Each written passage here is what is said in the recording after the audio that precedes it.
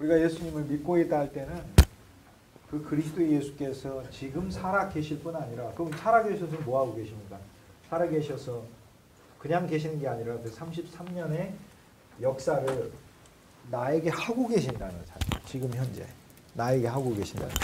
그러면 내가 예수님을 믿는다는 것은 뭐를 의미하겠어요? 그리스도 그분의 모든 그 풍성을 그리스도 그분이 내게 적용한다는 것을 믿는다는 것이겠죠. 그래서 이제 우리의 믿음이 이제 그런 단계까지 더 나아가야 됩니다. 히브리서를 보면은 우리가 히브리서에서 1장부터 마지막 장까지 그리스도 예수에 대해 계속 이야기해요. 그리스도 예수에 대해서 히브리서 처음 펴면은 처음부터 우리를 위하여 하늘에서 멜기세덱의 반차를 따라서 중보하시는 예수 그리스도, 대제사장 예수 그리스도에 대해서 계속 이야기해요. 그리스도 안에 안식, 그리고 그리스도께서 이루신 그 제사. 8장, 9장, 10장에 가면은 그리스도께서 참장막 안에서 보이지 않는 하늘의 장막 안에서 보이는 옛 장막이 표징이었고 그림자였고 모형이었기 때문에 구약에 나온 그 모형을 그리스도 예수께서 실제를 성취하시는 것이죠. 주님이 구약에 있는 모든 모형들을 그리스도께서 오셔서 실제를 성취하시는 거죠. 사실 우리가 이거를 우리 삶에 그대로 알면 진짜로 놀라운데요. 저와 여러분이 태어날 때는 사실 모형으로 태어난 거 아십니까?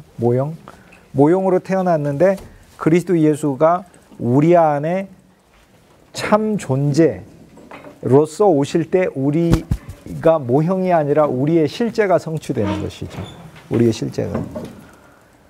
그래서 사실 구약은 그리스도 예수의 성취가 없으면 모든 것은 그냥 그림자에 그쳐버리게 되는 것입니다.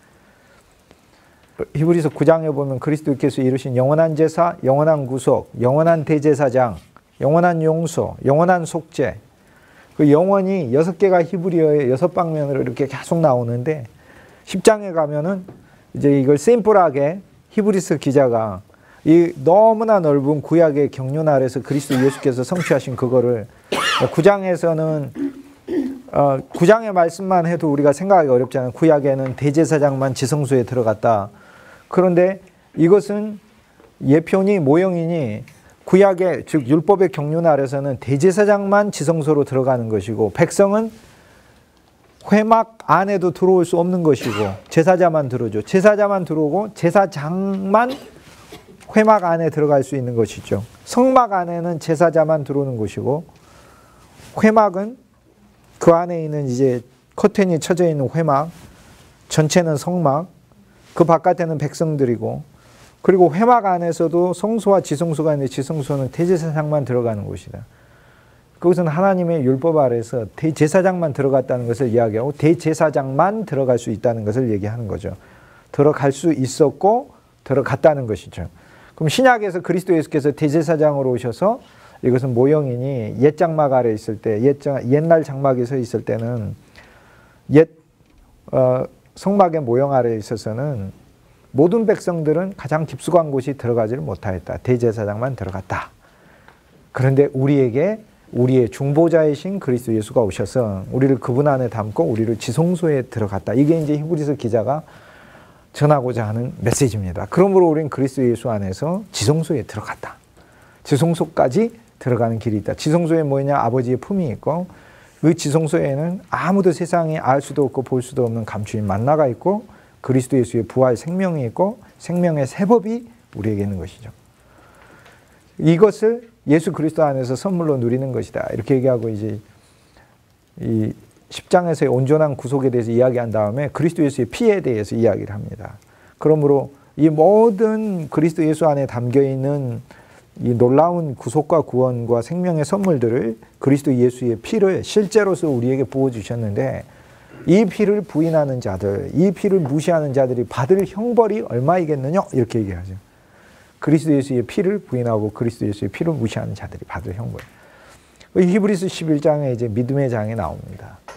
근데 이제 히브리서 11장의 구약 전체를 히브리서 기자는 놀라워요. 구약 성경 전체를 총괄하고 있으니까. 그런데 이 믿음이 뭔 믿음인가에 대해서 우리는 그냥 구약 안에서만 보고 있는 게 전혀 그렇지 않아요. 히브리서 11장은 1장부터 10장까지의 믿음의 내용을 11장에서 설명하고 있는 거죠. 히브리서 11장의 믿음은 그리스도 예수에 관한 믿음이고 그리스도 예수에 대한 믿음인 것이죠. 그래서 처음 시작을 할 때 믿음은 바라는 것들의 실상, 뭘 바랬다는 거예요. 구약의 선지자들이 뭘 바랬다는 거예요. 그냥 그리스도 예수를 바랬다는 거예요. 이 땅에다가 소망을 두지 않고 보지 않는 나라를 가지고 오실 분, 더 나은 약속으로 오실 분, 그리스도 예수를, 더 나은 축복으로 오실 분, 새로운 나라를 가지고 오실 그 그리스도 예수를 바랬다는 거예요. 그리고 보지 못하는 것들의 증거를 믿음으로 가졌다. 아직 자기들의 눈에는 그리스도 예수가 성육신하지 않으셨으니까 눈으로 보지 아니하였지만 눈으로는 안 봐도 돼요. 뭐 안에서 가졌어요? 믿음 안에서 가졌었다 그 말입니다. 그래서 믿음이 보지 못하는 것들의 증거였고 바라는 것들의 그들의 실체로서 그 안에서 존재하고 있었다. 즉 그들은 믿음 안에서 그리스도 예수가 그들 속에 있었다. 지금 그 얘기를 하고 있는 겁니다. 그게. 그래서 12장에 처음 가면 11장에 있는 믿음을 쫙 이야기한 다음에 12장에 가가지고 뭐라고 해요? 믿음의 주요, 믿음을 지어주신 이요, 믿음을 온전케 하시는 이인, 우리도 누구를 바라보자 그렇게 하는 거예요. 예수를 바라보자 이렇게 되는 거죠. 그러면 11장을 보면은 집에 가셔가지고 오늘 하루 종일 그 믿음의 항목들을 보세요. 얼마나 놀라운지. 아벨이 그래서 아벨의 믿음을 하나님 칭찬하시는데 히브리서 11장을 통해 어떤 믿음을 보였었어요. 아벨은 자기가 그리스도 예수의 자기가 드리는 이 양의 제사가 언젠가는 그리스도 예수에 의해서 성취될 제사일 것을 알고 드렸다는 거예요. 이게 얼마나 놀라운 거예요. 자, 온 우주에 하나님이 얼마나 기뻐하시겠어요. 아담이 있고 하와 있고 범죄했는데 여인의 씨가 와가지고 구속한다고 하나님이 계명을 말씀을 선포를 하셨잖아요. 그리고 생명이라 하면서 이름까지 하와란 뜻이 생명이에요. 조에가 히브리어로 하와, 영어로 이브, 헬라어로 조에, 생명이 되는 생명. 이 인간을 향해서 우리 하와로 인해서 모두 출산되는 우리 인간들을 향해서 하나님께서 선포하신 단어가 범죄한 우리들에게 생명이란 단어를 선포하신 거예요. 생명, 우리 이름이. 그리고 우리에게 양 가죽을 입혀주시고 양 가죽인지 소 가죽인지 염소 가죽인지는 성경에는 나오지 않아요. 그러나 가죽이라고 했어요. 그건 소 가죽이라고 할 수도 있어요. 어쨌든 간에 우리는 무화과 잎이 아니라 우리는 가죽 옷을 입었어요. 우리는 그리스도를 입는 거예요. 바울이 그걸 보면서 그리스도로 옷 입어라 이렇게 얘기를 하는 거예요. 우리는 그리스도로 옷 입었고 그리스도의 옷 입음이 우리 실제가 돼야 되는 것이. 그런데 여인의 씨가 와서 이 모든 사탄을 밟을 것인데 그거에 대한 누가 하나님의 깊은 것을 알았느냐 할 때 아벨이 알았다 그겁니다. 아벨이 알아서 그 믿음 안에서 나는 하나님 앞에 죄인이니까 내가 기른 이 양들은 사실상의 양들을 길러서 먼저 먹지 않았어요. 육식을 창세기 9장에 가면은 홍수 이후에 허락을 하시는데 그 전에 먹었을까 안 먹었을까 가지고 논쟁이 많은데요. 그 전에 먹었어요. 왜 먹었냐면 불순종하는 인간들이기 때문에 하지 말라는 짓은 먼저 하니까 먹었어요. 그러나 믿음의 사람들은 하나님의 계명이 있기 전까지는 안 먹었어요. 그렇기 때문에 9장에 있어서 홍수 이후에 믿음의 사람에게까지 하나님께서는 이제 먹는 걸 허락하시는데 그거는 노아의 홍수 사건을 통해서 하나님께서 우리에게 새 창조가 왔을 때 우리가 진짜 먹어야 될 새로운 고기가 있음을 가르쳐 주는 거죠. 그래서 그 말씀을 예수님이 와서 성취를 해요. 요한복음 6장에. 누구든지 인자의 살과 피를 먹지 아니하고서는 그 안에 생명이 없느니라 이렇게 말씀하고 우리가 먹어야 될 음식이 유일하게 먹어야 될 음식이 있음을 가르쳐줘. 이 세상에 우리가 날마다 먹는 이 모든 음식은 참 음식의 그림자일 뿐이죠. 오늘 점심에 먹은 그것도 참 음식의 그림자들인 거죠. 그림자는. 세상 음식만 아무리 많이 먹어도 참 음식이신 그리스도 예수를 못 먹으면 그림자에 취해 있는 것일 뿐, 그림자로만 살쪄 있는 것일 뿐입니다. 아벨이 가졌던 믿음은 그러니까 죄인인 내가 구속의 주가 필요하다는 거예요. 가인이 가졌던 믿음은 뭐예요? 땅의 것을 농사했다. 관심이 땅에 있었고 세상에 있었던 거예요. 땅의 것을 농사해서 우리도 땅의 것을 농사해서 하나님께 드려요. 왜 안 드립니까? 내가 봉사하고 또 내가 노력하고 내가 일하고 열심히 수고해가지고 번 것들을 하나님께 감사함으로 드리죠. 그런데 하나님께 감사함으로 드리는 우리의 제사와 우리의 헌물과 우리의 예물들 중엔 두 가지가 있어요. 땅의 것을 제사해서 하나님께 드림으로 땅의 것이 많아지기만 바라는 게 있고요. 그죠? 가인은 그 감사를 한 거예요. 하나님, 땅의 것 많아지게 해서 감사합니다. 내 관심은 땅에 있고 땅의 것을 주님께 드렸으니 나는 사실 땅의 것이 많아졌으면 좋겠습니다. 아벨의 제사는 나는 하나님 앞에 죄인이라 나를 위하여 대속해서 죽을 제물이 필요합니다로 취해서 하나님께 드린 것이고, 그래서 그가 하나님께 나와왔을 때 그의 관심은 땅의 것이 있지 않아요. 그가 양을 기른 것은 즉 그 안에 그 하나님께 자기의 죄를 늘 씻을 대속주로서. 보세요. 아벨이 의인이다 예수님이 칭하시지만은 예를 들어서 아벨 자체가 태어났는데 어떠한 죄도 짓지 않는 사람을 이렇게 구약에서 인물들이 살아도 그런 사람은 없어요. 그런 사람은 예수님 외에 온 우주에 누가 있어요. 만약 그런 사람이 있다면 그 사람이 바로 십자가의 제물이 되어야 되는 것이지. 아벨을 의인이라고 부르는 것은 아벨이 그런 제사를 하나님께 드렸기 때문이다. 대속주를 취해서 대속주의 피를 들여 그 대속주의 피 안에서 덮음을 입고 보호하심을 받아서 피의 의의를 입었기 때문에 아벨 의인. 자, 어쨌든 간에 히브리서 기자가 믿음의 사람을 의롭다 얘기한 것은 아벨은 무엇을 미리 보았느냐. 아벨은 그리스도 예수가 대속주로 와야 될 것을 보았다. 이 믿음이 놀랍다. 이렇게 얘기하는 거예요. 그 다음에 에녹의 믿음이 놀랍다. 그런데 에녹의 믿음이 왜 놀랍냐면 주와 함께 늘 동행함으로써 하늘로 옮겨지심을 받았는데 그리스도 예수 안에서 우리가 함께 일으키심을 받고 하늘에 앉히는 부활과 승천을 본 믿음이었기 때문에 놀랍다. 지금 그렇게 얘기를 하는 거예요. 그러니까 구약의 사람들이 그리스도 예수 안에서 자기의 삶이 그림자인 것을 본 거예요. 그림자. 그리고 그리스도가 오셔서 성취하실 것을 본 거예요. 성취하실 것. 아브라함의 믿음이 놀랍다 이렇게 얘기를 했는데 아브라함이 갈 바를 알지 못하고 약속의 땅으로 들어왔는데 아브라함이 가졌던 약속의 땅에 대한 그 소망은 사실 눈에 보이는 것이 아니라 히브리서 기자가 뭐라고 얘기해? 보이지 않는 더 나은 본향에 대한 소망을, 더 나은 본향이 어디겠어요? 그리스도 예수 왕국인 것이지. 그러니까 히브리서 기자가 11장에서 이야기하는 것은 구약의 사람들이 왜 믿음이 놀라우냐? 그들의 믿음이 진짜 놀라운 것은 그들의 신앙의 한 핵심에 그들이 그리스도 예수를 아직 보기도 전에 눈으로 만나기도 전에 그리스도 예수에 대한 소망을 가지고 자기들의 삶 안에서 믿음을 증거로서 그리스도 예수에 대한 믿음의 증거로서 자기들의 삶을 가졌었다는 거예요. 그러니까 그들의 믿음이 위대한 것이다. 그 얘기를 하는 거죠. 그러면 우리는 이제 신약 안에 있기 때문에 이미 그리스도 예수를 소유해서 소유하신 그리스도 예수가 우리 안에서 우리 삶을 이끌어 나가시는 일을 하고 있으니까 우리는 이미 소유하여 그분이 하시는 것이고 구약은 오시기 전이기 때문에 그분에 대한 소망과 믿음과 약속을 가지고 대망하고 기대하는 가운데 자기들의 삶을 그리스도 예수의 삶의 모형으로서 늘 드렸던 거죠. 그리스도 예수의 삶의 모형으로서. 아벨이 믿음이 놀라웠던 건 아벨은 자기가 바치는 이 제사가 그리스도 예수의 희생 제사의 예표라는 사실을 보았어요. 그는 양을 잡으면서 이렇게 얘기했어요. 하나님, 내가 이 양을 잡는다고 내 죄가 용서함을 받겠습니까?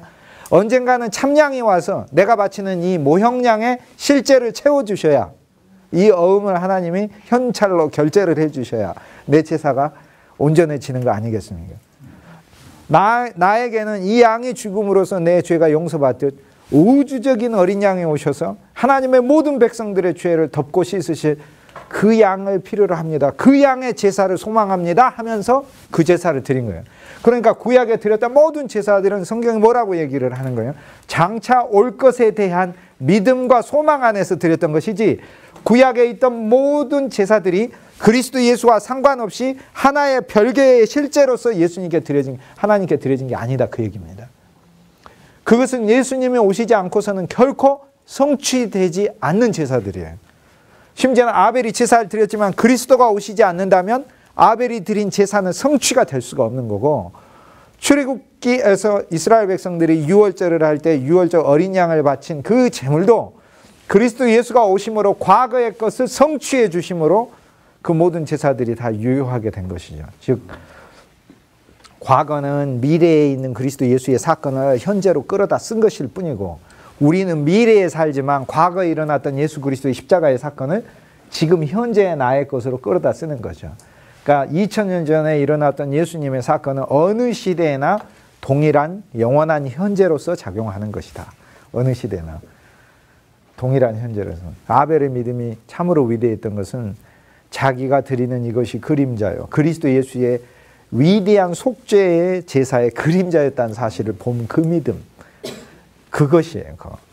그 다음에 에녹은 승천과 부활과 승천을 알았다는 믿음이에요. 아브라함은 약속의 땅이신 그리스도 예수를 사모했다는 믿음이에요. 그러니까 그냥 하나님의 뜻에 순종했다는 그 믿음이 아니고, 히브리서 기자는 느닷없이 그 얘기를 하는 게 아니라 1장부터 10장까지 그리스도 예수 안에 일어난 영원한 구속과 영원한 구원과 전부 다 설명. 심지어는 제사 체계도 다 그리스도 예수는 멜기세덱의 반차를 가지고 오셔서, 멜기세덱은 아론보다도 훨씬 더 제사장 반열이나, 아론은 땅에서의 제사를 가리키지만 멜기세덱은 하늘의 제사장으로 지금도 우리를 위해 중보하고 계신, 지금도 영원한 현재로서, 영원한 현재의 시제로서 그리스도의 십자가와 부활을 우리를 위한 제사로 드릴 뿐 아니라 멜기세덱이 한 일을 하고 있죠. 아브라함에게, 우리가 믿음의 조상이 아브라함이니까 아브라함의 믿음의 유전자가 나한테 그대로 있는 거 아닙니까? 그건 나도 아브라함이죠. 나도 아브라함인 거. 그러니까 나한테 멜기세덱이신 그리스도 예수가 날마다 오셔서 내가 필요로 할 때 그분은 나에게 떡과 포도주를 나한테 주시는 거죠. 아브라함이 멜기세덱에게 떡과 포도주를 준 게 아니고 멜기세덱이 아브라함에게 떡과 포도주를 준 것이죠. 멜기세덱이 아브라함에게 떡과 포도주를 준. 그리스도 예수께서 나에게 당신의 생명의 떡과 구속의 피를 나에게 주고 계시는 거죠. 그것을 지금도 하고 계신다. 지금도 하늘에서 지금도 하고 계신다. 예수님은 2000년 전에만 성취하신 게 아니라 지금도 대제사장으로서 사역하고 계신다. 지금도. 그러니까 이게 놀라운. 우리는 매일 이걸 누리는 거예요. 아브라함은, 그래서 아브라함이 봤던 것은 이 눈에 보이는 이 팔레스틴 땅이 그림자였다는 사실을 보았다. 그 얘기입니다. 이 팔레스타인 땅은 그림자다. 하나님이 나에게 이 땅을 주시지만 나는 이 땅을 모형으로 생각하고 이 땅의 참 실제이신 참 땅이신 그리스도 예수가 오셨을 때 이 땅을 성취하는 그것을 보았다는 거예요. 그리고 그의 믿음이 더 위대하다고 이야기하는데, 그가 믿음으로 아들 이삭, 독자예요. 독자라고 안 돼요. 독생자라고 돼 있어요. 모노게네. 독생자라고 돼 있어요. 독생자를 바쳤다. 독생자 이삭을 하나님께 드렸다. 이렇게 돼 있죠. 그의 믿음이 위대한. 그러면 독생자 이삭을 아브라함이 바칠 때 어떠한 마음으로 바쳤다? 하나님, 나도 내 자녀를 하나님께 드리는데, 이 사건 속에서 언젠가 하나님께서 영원하신 여인의 씨라고 약속하신 그 씨를 언젠가는 우리에게 보낼 것을, 혹시 내 아들이 여인의 씨입니까? 하고 바친 거다, 그 얘기예요. 내 아들이 근데 여인의 씨죠. 엄밀히 이야기하면 여인의 씨의 실체가 아니고 여인의 씨의 그림자이죠. 왜? 이삭 역시 그림자이니까. 이삭을 통해 야곱은 유다 그의 형제, 유다는 다말에게 베레스는 헤스로 라민 아미나 나손 살몬은 보아스를, 보아스는 오벳은 이세는 다윗은 누구를 낳습니까? 솔로몬을 낳습니까? 솔로몬은 루호보암은 아비야를 낳고, 아비야는 아사를 낳고, 아사는 요사밧을 낳고, 요사밧은 요람을 낳고, 요람은 우시야를 낳고, 우시야는 요담을 낳고, 요담은 히스기야를 낳고, 아하스를 낳고, 아하스는 히스기야를 낳고, 히스기야는 므낫세를 낳고, 므낫세는 요시야를 낳고, 요시야는 여고냐를 낳고. 그래서 이제 족보가 나요. 여고냐는 스알디엘을 낳고, 스알디엘 수룹바벨 엘리우 아킴 아솔은 엘리야킴은 아단, 야곱, 요셉, 그리고 예수 그리스도, 이 족보로 이렇게 내려오는데, 결국에 구약에 나오는 그 인물들 하나하나가 그리스도 예수의 그림자라고 생각하고 자기들이 살았다, 그 말입니다. 그래서 구약은 그것이 그림자이고, 오늘날 신약은 우리는 실제를 가진 자로 이렇게 살고 있다. 그래서 히브리서 11장에서 이 모든 사람들이 다 믿음 안에서 놀라운 믿음을 가지고 살았지만 약속을 받지 못하고 죽었거니와 우리는 그렇지 아니하니 우리는 약속을 받아. 그러니까 성취 안에서 우리는 살고 있다, 그 얘기죠. 그래서 사실 히브리서 11장에서 구약의 사람들이 가졌던 그 믿음들이 나와요. 아브라함은 그리스도 예수가 참 땅이란 믿음 가졌다는 거예요. 아브라함은 자기 아들을 바칠 때 하나님이 언젠가 여인의 씨로 이 땅에 구속주를 보내서 바칠 거라는 믿음을 가졌다는 거예요. 아벨의 믿음이 거기 재현되고 있는 거예요. 그대로 다 나옵니다. 다. 그러니까 이 모세가 그러니까 고난을 받을 때도 모세의 믿음이 위대했다는 것은 히브리서 기자 뭐라고 해요? 그리스도를 위해 고난받았다는 거잖아요. 그러니까 우리가 가져야 되는 그 믿음에는 그리스도를 위해 고난받는 믿음이 있어야 된다는 사실을 가지는 것이다. 그러니까 구약의 사람들은 그리스도 예수를 향한 그들의 소망을 가지고 있었고 믿음을 가지고 있었다. 이것이 바로 히브리서 11장의 전체 믿음이 말하고자 하는 겁니다. 오늘날 우리가 예수를 믿는다 이렇게 얘기를 할 때 단순히 하나님을 믿는 것과는 전혀 다른 그 차원의 엄청난 깊은 의미가 있어요. 그래서 히브리서 11장을 가셔가지고 그 믿음의 사람들이 가졌던 그 믿음이 그리스도 예수 안에서 가졌던 그 믿음의 항목이 진짜 단순히 그들이 하나님을 믿었다. 아벨이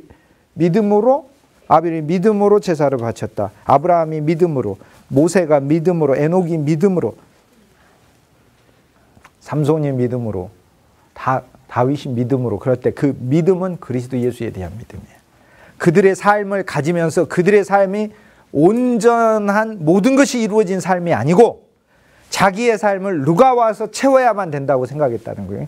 그리스도 예수가 와서 채워야만 한다고 생각하고 살았다는 거예요. 그래서 이 땅에서 만족하지 않고 이 땅보다는 더 나은 것을 사모하고, 더 나은이라기보다는 성경 원문에 하면 더 추가된입니다. 그러니까 지금 그림자에 추가가 된, 더 추가가 된 것을 그리스도 예수죠. 그것을 사모하고 살았다 하는 거죠. 그거 얼마나 놀랐습니까? 믿음의 선조들의 그 신앙이, 야, 그들이 살면서 자기 삶이 그리스도 예수의 그림자라고 생각하고 살았다는 사실. 이 믿음이에요, 이 믿음. 이게 놀라운. 그러므로 우리 보고 12장에 와서 믿음의 주요, 우리의 믿음을 시작한 이시요 우리의 믿음을 완성케 하시는 이인 예수를 바라보자. 이렇게 얘기를 하는 거죠. 그러니까 그게 오늘 그 히브리 구약에 있는 많은 사람은 단순히 하나님을 믿었다는 그 믿음이 아니고 그들 믿음 안에 여인의 씨로부터 주어지는 하나님의 변치 않는 메시아에 대한 약속, 그 약속만 가졌을 뿐 아니라 자기들의 삶이 메시아의 삶의 그림자라고 생각하는 믿음 안에서 살았다는 게, 이게 얼마나 놀라워요. 그래서 다윗이 하나님의 전을 지으면서 뭐라고 얘기해요? 사실 다윗이 하나님의 전을 지었지만 이 하나님의 전을 지으면서 온 세상에 그 머리는 하나님께서 펼치신, 하늘은 하나님께서 펼치신 보좌요, 땅 자체가 하나님의 발등상이에요. 다윗이 예루살렘에 지었던 이 성전 자체 안에 하나님이 가득 찰 수가 없다는 걸 다윗은 알고 있어요. 그러니까 뭐를 지은 거예요? 다윗은 그림자를 지은 거예요. 근데 그 그림자를 지었다는 사실을 다윗이 알았다는 겁니까? 몰랐다는 겁니까? 알았다는 얘기예요. 알았다는 얘기예요. 그러면서 무엇을 소망했다는 거예요? 언젠가는 참성전이 와서 온 세계 우주적으로 펼치실 그 성전을 사모하는 그림자로서의 삶을 살았다는 거예요. 그러니까 놀라운 거라는 거예요. 그런데 신약은 우리에게 뭐라고 얘기하냐면 이 그림자의 삶은 우리가 모형으로 따라 산다라는 것이 아니고 오늘 우리에게 실제이신 그리스도 예수가 와서 우리 안에서 그리스도의 형상을 조성하시고 우리를 그리스도 예수의 복자가 되게 하셔서 대치가 되게 하셔서 살게 하신다. 그러니까 더 이상 우리는 그림자로 사는 것이 아니고 실제, 리얼리티, 실제를 소유한 자로 살고 있는 것이다. 이게 우리 신약이 주고 있는 말씀이죠. 요한복음 13장에 이제 우리가 오게 되면 그리스도 예수의 그 생명의 역사를 더 보게 됩니다. 우린 12장의 교회도 얼마나 풍성하고 좋은지 모르겠어요. 여러분의 교회 나사로하고 마르다하고 마리아하고 있으면 얼마나 좋겠어요. 그런데 안타깝게도 거기 가룟 유다도 있습니다. 그렇지만 어쨌든 마르다, 마리아, 나사로가 있다는 사실만으로도 교회는 너무나 풍성하고 좋아요. 그런데 우리는 요한복음 13장에 오면서 예수님께서 우리를 생명 안에서 더 초대해 주시는 것을 볼 수 있어요. 이 생명은 우리를 씻기는 생명이라. 우리의 눈을 씻어서 우리를 그리스도를 더 보게 하는 것만 있는 줄 알았는데 이 생명은 요한복음 11장에서 우리를 새로 태어나게 하셨을 뿐만 아니라 13장에서 보면은 우리의 손과 발과 전체를 씻는 생명이라 하는 걸 알 수 있죠. 요한복음 13장에서 몇 가지 중요한 핵심 포인트들이 하나 있습니다. 예수께서 저녁 잡수실 때에 대야를 가지사 겉옷을 벗어놓고 수건을 차시고 이렇게 돼 있죠. 보세요. 요한복음의 메시지는 그 육에 관한 메시지가 아니라니까요. 이것은 예수님이 실제 하신 일이지만 실제 하신 일을 통해 영적으로 우리에게 성취하실 일을 가르쳐 주시는 거죠. 영적으로. 만약에 이것이 육에 관한 메시지라면 여러분들은 정말로 예수님의 말씀을 안 지키는 사람들입니다. 왜냐하면 예수님이 발 씻으라고 했는데 주일날마다 그러면 세수대야를 500개씩 준비를 해가지고 맨날 씻어야 되니까 우리는. 그러니까 이 말씀은 그렇게 실천하는 말씀이 아니다. 저녁 잡수실 때에 그렇죠. 저녁은 성경에서는 아침을 먹을 때 저녁을 먹을 때 이렇게 나와요. 자, 구약에서 아침과 저녁에 성소에 들어가 여호와의 불을 켜라. 이게 출애굽기 30장 이제 두 번째 시간에 제가 보도록 하겠습니다만 이제 훨씬 더 깊이 좀 이제 들어가 볼게요. 자, 주님이 우리에게 원하시는 것은 내가 예수님 믿을 뿐만 아니라 그리스도 안으로, 요한복음이 계속 이해하는 게 에이스잖아. into 그리스도 안으로. 에이스란 전치사. 요한복음 3장 16절에도 이는 저를 믿는 자마다가 아니라 이는 저 안으로 믿는 자마다예요. 아들을 믿는 자는이 아니라 아들 안으로 믿는 자들이에요. 더 안으로. 왜냐하면은 아들은 참장막이신데 회막에 있어서도 여기 번제단이 있고 여기 물두멍이 있고 여기 회막이 있으면 회는 모일회잖아요. 성막은 자체로 거룩한 곳이니까 이 자체를 성막이라고 부르지만 여기를 회막이라고 부르는 것은 여호와 하나님과 이스라엘 백성이 만나는 장소이기 때문에 회막이라고 불러요. 그래서 회막은 하나님과 우리를 향하신 하나님의 이 가리키는 이름을 의미를 하고, 성막이라는 것은 우리를 위해 역사하시는 하나님의 일을 가리키는 일. 이 안에 있으면 우리가 거룩하다 이 말이에요. 그분이 우리를 거룩하게 해주고, 위치상으로만 거룩할 뿐 아니라 실제로 거룩한 일들을 우리는 그리스도 안에서 체험한다 하는 거예요. 그래서 그리스도 예수 자체가 성막으로 우리가 그리스도 안에서 거룩하고, 그리스도 예수가 회막으로 우린 그리스도 예수 안에서 삼위일체 하나님을 만나는 것이죠. 삼위일체 하나님을. 그래서 이거 안으로 더 들어간다. 안으로 더 들어간다 하는 것이죠. 요한복음에서 아침과 저녁. 우리는 이제 이것을 우리의 오늘날의 시간의 아침과 저녁으로 이렇게 하지만 적용할 수 있지만 성경에서 아침 식사를 먹는다. 저녁 잡수실 때 이렇게, 저녁 식사 잡수실 때 이렇게 되죠. 음식을 이야기하는 것은 아침의 식사는 구약의 말씀들을 이야기하고, 저녁의 식사는 그리스도 예수 안에서 새 언약의 식사들을 얘기를 합니다. 그래서 우리는 요한복음 13장의 교회가 훨씬 더 전진된 풍성한 저녁을 먹는 교회임을 알 수 있습니다. 교회는 요한복음 13장에 왔을 때 더 훨씬 더 전진된 주와 함께 저녁을 먹는 교회여야 되는 거예요. 자, 아침부터 배부르게 배 터지게 먹어가지고 가는 경우는 없습니다. 그건 우리가 일을 할 수가 없습니다. 물론 든든하게 먹지만, 그러나 우리에게 있어서는 언제나 저녁이 정찬이요, 만찬이요, 풍성한 잔치인 거예요. 저녁과 함께 우리는 안식을 갖기 때문에 그래요. 그래서 성경에서 요한복음 13장에서 저녁 식사할 때에 하는 건 그리스도 예수와 함께 풍성한 식탁의 교제를 하는 걸 얘기해요. 어떤 그리스도인 예수님을 처음 만났을 때 그 그리스도인은 주님과 함께 아침을 먹기 시작한 것입니다. 계시록에 보면은 우리의 마음을 문을 열면 주님께서 들어오셔가지고 우리에게 저녁을 드시겠다고 하셨어요. 우린 주님과 함께 아침을 먹었어요. 그러나 우리는 그 시간 이후는 주님과 함께 먹지 않고 우리가 저녁을 주님과 함께 먹는다는 것, 그리스도 예수 안에서 그리스도 예수의 더 깊이 있는 진리를 먹는 것, 그것을 의미를 합니다. 저녁 식사, 즉 우리가 주님의 진리 안에 깊게 들어갔을 때 우리는 요한복음 13장 일을 할 수 있고, 할 수 있을 뿐 아니라 요한복음 13장 안에 거하게 된다, 그 얘기죠. 요한복음 13장 말씀이 우리에게 실제가 되는 거죠. 결국에 우리는 왜 남의 발을 씻지 못하는가? 저녁을 안 먹으니까. 주님과 함께 저녁을 먹지 않기 때문에 우린 남의 발을 씻지를 못합니다. 남이 내 발은 씻어주는 것은 체험을 합니다.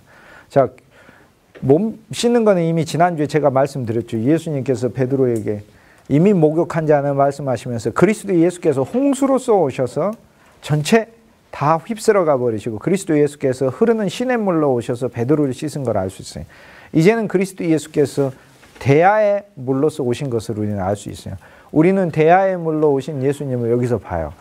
우리는 요한복음 2장에서 6 항아리의 물도 받고, 요한복음 3장에서 거듭나게 하는 물을 받고, 4장에서는 야곱의 우물의 물을 받고, 5장에서는 베데스다 연못의 물을 봤어요. 우리는 계속해서 물을 보고 있어요. 요한복음 6장에서는 마시는 음료인 물을 받고, 요한복음 7장에서는 초막절의 성전 안에다가 갖다 들이붓는 물을 봤어요. 여러분, 우리가 그리스도 예수 안에 이렇게 있을 때 예수 안에서 씻김을 받는데, 결국에 이 성막은 나를 이야기하게 되면, 먼저는 그리스도 예수를 요한복음 2장에서 이야기하고, 그 다음 하나 더 우리가 보게 되면 고린도전서 3장 16절에 나 자신임을 알 수 있게 돼요. 그러면 나 자신 안에 생명수가 넘쳐야 되는데 누군가가 와서 부어줘야 돼. 초막절의 행사에 여인들이 물동이를 들고 가서 성막에다가 물을 부었다. 결국에 나에게는 누군가가 계속해서 물을 부어줘야 됩니다. 그래서 그 물로 인해서 내가 씻김을 받는 것이죠. 결국에 또 디모데전서 3장 15절에 가보면 우리는 이게 하나님의 교회임을 알 수 있게 됩니다. 즉 하나님의 교회에는 물 깃는 자들이 있어야 됩니다. 물을 길어서 물을 가져다 둬야 돼요. 그래서 씻김을 받는 거죠. 교회에 갔더니 전부 다 칼 들고 자르려고 하는 자들만 있고 거기에서 물로 씻기는 자들이 없다면 그 교회는 참으로 힘든 교회. 우리는 요한복음 13장에 오면 생명의 풍성함은 다른 사람을 씻는 생명임을 알 수 있어요. 다른 사람을 씻는 생명. 지금까지 나를 새롭게 하는 생명도 받고 내 눈을 뜨게 해서 그리스도 예수를 더 많이 알게 하는 생명도 나는 알고 있어요. 그리스도 예수를 먹고 마시는 푸른 초장의 생명도 나는 알고 있어요. 그런데 요한복음 13장에 왔더니 다른 사람을 씻는 생명이에요. 자, 이 원칙은 우리가 저녁 식사할 때 그리스도 예수와 함께 체험할 수 있다는 거예요. 저녁 식사, 아침 식사는 그리스도 예수의 초보의 말씀들을 의미합니다. 그럼 구약만 얘기하는 게 아니라 옛 언약 안에 머무는 것일 때 이렇게 신약을 읽어도 옛 언약 안에 머무르면서 읽을 수가 있어요. 신약을 읽는데 어떻게 옛 언약 안에? 신약을 율법으로 해보려고 하면 옛 언약 안에. 신약에 있는 모든 말씀은 살아있는 그리스도 예수가 말씀으로 우리 안에 오셔서 그분이 행하시는 것이니까 결국에 신약을 구약의 율법처럼 이해를 하는 것은 그건 우리가 아무리 신약을 읽어도 그건 구약을 읽고 있는 것이나 다름없는 성경은요. 성령, 영, 그리스도의 영, 하나님의 영, 거룩한 영을 400번을 이야기를 하고 있다니까요. 그거 왜 얘기하고 있겠어요? 너가 하는 게 아니라 주님이 하는 일을 가르쳐 주려고 하는 거죠. 영, 주님이 하시는 일이다. 주님이 하시는 일. 근데 그 그리스도께서 하시는 그 일들 중에 여기 우리가 그분이 하시는 진리의 깊이까지 가는 것이 저녁인데 주님과 저녁 식사를 하는 교회. 그 다음 두 번째 겉옷을 벗는 교회. 겉옷은 세상의 신분을 이야기를 합니다. 오늘날 우리는 교회에 오는데 뭐 하기 위해서 와요? 우리의 겉옷이 더 화려하게 장식되기 위해서 오거나 우리의 겉옷을 다른 사람들이 칭찬해 주기 위해서 옵니다. 전 정말로 그런 얘기를 들어요. 어떤 분이 아주 사회적으로 굉장한 지위를 가지신 분인데 저하고 전화 통화하면서 그래요. 자기가 교회 이렇게 매주일 가면은 사람들이 교인들이 자기가 어디 조금만 마음에 안 들어가지고 어디 딴 교회 가려고 하면 사람들이 막 붙잡는데요. 송도님 같은 분이 우리 교회에 계셔야 우리 교회가 사회적으로도 막 일을 하고 이렇게 붙든다는 거예요. 그분은요. 그 겉옷은 하나님 주신 게 분명하죠. 하나님 모든 걸 주시니까. 그런데 요한복음 13장의 교회는 그 겉옷을 벗어야 되는 거예요. 그 겉옷을 벗어야 하는 거예요. 우리는요, 씻을 때 겉옷을 입고 씻어요. 뭐합니까? 나는 이렇게 높은데 봉사한다 이렇게 돼요. 높은데 봉사한 게 아니에요. 원래 낮으니까 낮은데 봉사하는 거예요. 낮으니까 낮은데. 노예의 영을 주님께 늘 달라고 해야 되는데 참 힘든 것 같아요. 노예의 영은 우리가 십자가 처리를 정말로 받았을 때 가질 수 있어요. 노예는요, 예를 들어서 종이 있는데 주인이 종을 참 부르기 어려워하면 그건 노예가 아니죠. 상전이지. 상전이죠. 그렇잖아요. 노예는 항상 부르기 쉬워야 돼요. 여러분이 한번 거꾸로 생각해 보시면 돼요. 교회에서 성도들이 날 부르는 게 쉬운 일인가 어려운 일인가 한번 생각하면 나한테 노예의 영이 있는가 없는가를 알 수 있어요. 나한테 노예의 영이 있다면 사람들이 날 부르는 게 쉬워야 돼요. 쉽게 해서 날 부려먹는 것도 쉬워야 돼요. 그게 노예의 영이에요. 그런데 나한테 노예의 영이 없다면 사람들이 나를 굉장히 어려워. 나한테는 노예의 영이 아니라 귀부인의 영이 있는지 몰라요. 겉옷을 벗는 교회. 그걸 보여줘요. 생명은 우리의 겉옷을 벗깁니다. 생명은. 그리스도 예수의 생명이 들어오면 우리의 겉옷을 벗기는 것이죠. 그래서 우리의 속에 있는 옷, 그러니까 위에서부터 길게 늘어져 있는 일하는 옷만 입는 거죠. 로마식의 복식에 있어서는 속옷과 겉옷은 신분을 의미해요. 속옷이라는 것은 우리식의 지금 속옷이 아니고 이렇게 가벼운 이 하얀 회색으로 돼가지고 노예가 쉽게 일할 수 있도록 이렇게 허리에 수건을 매가지고 다니는 거죠. 그래서 길 다니는 사람들 보면은 허리에 수건 매고 밖에 화려한 이 겉옷을 입지 않은 사람은 그건 복식으로 로마는 그 사람의 신분을 알 수 있으니까요. 시민권자는 길이가 6m나 되는 토가를 쫙쫙 걸치고 다닙니다. 그 어떻게 남의 발을 씻어줍니까? 이렇게 6m나 걸치고. 아, 정말 멋있죠. 이렇게. 바울 선생님 시민권자였지만 왜 사람들이 몰랐냐면 도가를 안 걸치고 다녔으니까 그러죠. 바울은 늘 겉옷을 벗고 다닌 자였었어요. 그러니까 생명은 우리의 겉옷을 벗긴다 하는 걸 이제 요한복음 13장 항목에서 이야기하고, 그 다음 수건을 두른다 하는 거. 수건은 어디에 두르냐면 허리에 두릅니다. 우리는요, 수건이 허리에 둘러져야지, 수건이 머리에 씌워져 있게 되면 고린도후서 3장 15절 같은 얘기가, 너희가 구약을 읽을 때 수건이 그 머리에서 벗겨지지 아니한다 이렇게 되죠. 구약을 읽을 때 수건이 구약을 덮어 있고, 심지어는 수건이 내 얼굴을 덮고 있고 이렇게 되는 거예요. 이중으로 덮여 있습니다. 그래서 구약 속에 그 숨어있는 그리스도 예수를 못 보는 거예요. 왜? 이 자체를 표면적인 문자 율법으로만 이해를 하니까. 그런데 우리는, 즉 수건은 구약의 율법을 의미를 하는데, 이 율법을 우리의 얼굴에다가 대고 이 율법으로서 사람들을 보는 것이 아니라, 이것은 내 허리에 메고 이 율법이 나에게 있어서 다른 사람들을 섬기는 나의 원칙이 돼야 됨을 주님은 이야기를 하죠. 거꾸로. 나는 이 율법으로 사람들을 판단하는 자에는 그것이 아니라, 이 율법은 내가 내 허리에 메고 섬기는 자가 되는 것이다. 결국 왜? 모든 율법은 사랑이기 때문에 나를 주님께서 사랑 안에서 율법을 풀이를 하여 이 율법이 나를 행함이 있게 하는 자로 이제 이끌고 가는 거죠. 또 중요한 포인트 하나는, 베드로가 주님께 저를 절대 씻을 수 없습니다. 그러니까 주님께서 내가 너를 씻지 아니하면 너와 나는 상관이 없느냐 이렇게 되는데, 그 상관이라는 단어가 헬라어의 메로스라는 단어입니다.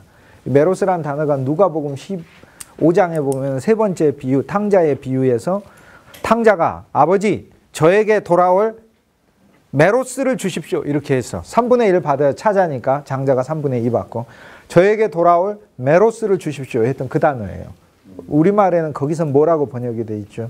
우리말로는 분깃이라고 돼 있고, 여기에서는 요한복음 13장에서는 뭐라고 번역을 해놨어요? 상관이라고 해놨어요. 예수님이 너하고 나하고 상관이 없느니라. 그런데 제대로 이야기하면 내가 너한테 줄 분깃이 없느니라 이렇게 돼요. 그리스도 예수 안에는 풍성한 것은 우리가 씻김받고 그분에 의해서 누려지는, 그분에 의해 선물의 공급에 의해 누려지는 것인데, 네가 씻지 아니하면 내가 너에게 줄 수 있는 분깃이 없다 이렇게 됩니다.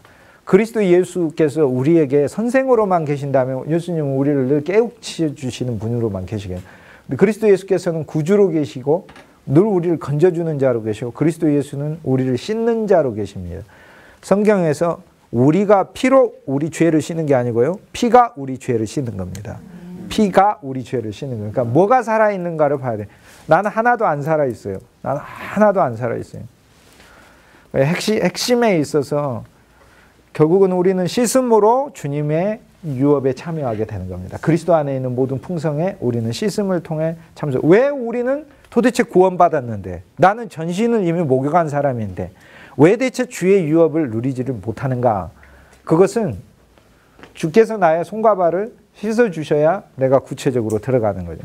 그래서 생명은 우리의 겉옷을, 우리가 세상에서 누리는 우리의 신분이나 위치나 이런 거에 대한 이젠 그거 없어요. 이제는 그리스도 예수 생명이 들어가면 그것이 다 그림자임을 알게 돼요. 그래서 진짜 생명의 성도로 여러분이 목양을 하시면, 여러분의 성도가 회사에서 승진하는 게 초점이 있는 게 아니라 회사에서 십자가를 지는데 초점이 있는 성도가 되기를 여러분 가르쳐야 되는 거죠. 그렇죠? 회사에서 십자가를 진다면 그리스도의 아름다운 죽음의 향기가 나겠죠. 그렇죠? 자기 고집 부리고 자기 오기대로 하는 사람이 아니라, 우리는 거기 그리스도 한 명이 있는 거를 보는 거예요. 거기. 그 어느 교회 교인이냐? 풍성한 교회. 네? 화성의 풍성한 교회 성도입니다. 이렇게 돼야 저 사람은 어떻게 교회 다니더니 이렇게 사람이 예수님의 향기가 날 수 있느냐? 십자가의 죽음이 적용된 그런 성도가 되게 하는 거예요. 이것이 바로 놀라워. 그뿐 아니라 부활의 생명을 가진 성도가 되어 있으니까 회사 안에서 시리에 빠지고 절망하고 모든 사람들이 다 승진을 위해 노력하고 그럴 때, 그 안에서 진짜 승진은 이 회사 안에서 하늘을 누리는 것이, 그것이 바로 진짜 떠오름이고 그것이 바로 상승이라는 것을 알고, 자기의 신분의 위치나 변화는 겉옷을 입히기도 하고 벗기기도 하고, 요셉의 옷을 벗기듯이, 또는 요셉의 노예의 옷을 입히고 요셉에게 노예의 옷을 벗겨서 제수의 옷을 입히듯 다 하나님이 입히시고 벗기시고 하는 거예요. 총리가 된 총리의 옷도 하나님이 입히시는 거니까, 신분에 대한 상승과 내 위치의 이 문제는 하나님이 하실 거라는 것을 믿고, 내가 하는 일은 씻는 일이다 그 얘기입니다. 생명이 이 정도에 성숙하게 되면 내 신분과 상태, 처지가 어떠한가에 대해 난 주목하지 않아요. 나는 지금 씻고 있는가에 주목. 씻김 받아야 한다. 첫째는 먼저 여기서 씻김은 그건 무엇이냐. 물로 씻음인데 죄의 씻음이 아니에요. 전신을 목욕한 자는 주님이 그렇게 했을 때 그리스도 예수가 돌아가실 때 피와 물이 나오죠. 피는 죄를 씻고 죄를 물리치고 우리 가운데서 죄를 기억도 하지도 않게 우리 죄들을 우리에게서 멀리 떨어뜨려 놓고 죄의 권세를 대항하고 있고 이 피로써 우리는 사탄을 이기기도 하고 피로 참소를 이기고 피가 하나님을 향해서 의의 실제로서 우리를 증거하고 중보하고 있고 그래서 우리는 의를 소유하고 있어요. 피가 의니까. 근데 우리는 피만 소유한 게 아니라 물을 소유했다 이겁니다. 물이신 그리스도 예수는 우리를 피가 씻지 않는 것들을 씻어요. 우리는 죄만의 문제가 아니에요. 우린 절망합니다. 절망은 죄가 아니에요. 우리는 세상 걸로 인해서 염려합니다. 그리고 세상 사람들로부터 많은 오염을 받습니다. TV를 보고 신문을 보고 인터넷을 보고 세상 사람들과 이야기하고 그럴 때마다 나는 일면에서 그들에게 생명을 공급하지만 공급하면서 동시에 내 손과 발은 어떻게 되는 겁니까? 때가 묻게 되는 겁니다. 세상의 때가. 그런데 요한복음 13장의 생명은 우리 안에 있는 생명수 예수 그리스도를 씻는 물로서 체험하면서 매일매일 내 손과 발을 주님에 의해서 씻는다는 것. 나에게 있는 세상성을 씻는 것을 이야기를 해요. 세상성을 씻는 것. 우리는 이것을 세상성을 매일 씻어야 돼요. 자, 잔치에 오는데 잔치에 이스라엘 백성들이 예수님이 이걸 가지고 하잖아요. 이제 밥 먹을 때가 됐잖아. 저녁.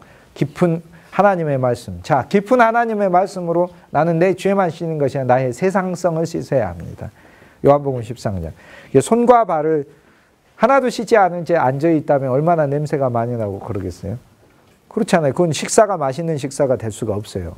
우리는 요한복음 13장의 교회 수준에 오게 되면 성도들이 교회에 오게 될 때 나의 세상성이 오늘 이 한 주일의 집회를 통해 가지고 씻겨 나가야 된다는 걸 보고 오는 거예요. 이게. 그게 물인 교회를 성도들이 아는 거예요. 이게. 요한복음 13장의 교회. 이 교회에 와서 나는 내가 오늘 교회에 오는데 사람들이 나를 인정해 줘야 되는데 한다면 우리는 여전히 너무나 가련한 처지에 있는 것이고 그런데 나의 세상성이 씻겨져야 주님이 나를 먼저 씻겨야 그 다음 내가 다른 사람을 씻을 수 있는 거죠. 이 원칙이 있죠. 나의 세상성을 주님이 씻어줘야 그래야 내가 다른 사람을 씻어줄 수 있다는 것을 우리는 알게 됩니다. 발을 씻어주는 항목. 이제 여기서 이제 이 생명은 우리를 세상에 관한 모든 것들까지 다 씻습니다. 우리는 매일 그리스도 실제적으로 요한복음 13장 말씀은 되게 감사하고 좋은 말씀이에요. 왜냐하면 우리가 그리스도 예수의 생명 안에 이렇게 살 때 완전히 거룩하고 온전한 사람으로 산다는 것을 예수님이 얘기하고 있지 않아요. 우리가 뭐 하는 사람이 될 수밖에 없다는 걸 얘기해요. 손과 발에 때가 묻은 사람으로 살 수밖에 없다는 걸 얘기를 해요. 그런데 우리에게 필요한 것은 무엇이에요? 주님과 함께 저녁 식사를 하면서 그죠? 그리스도와 함께 깊은 말씀의 교제를 나누면서 그 말씀을 가지고 뭐 하는 거야? 난 지식으로 취하는 거예요? 그 말씀으로 나를 씻어야 하는 것이다. 나의 손과 발을 씻는 것이다. 손은 내가 행한 일을 씻으니까요. 여러분 한 일들을 씻어야 됩니다. 잊어야 합니다.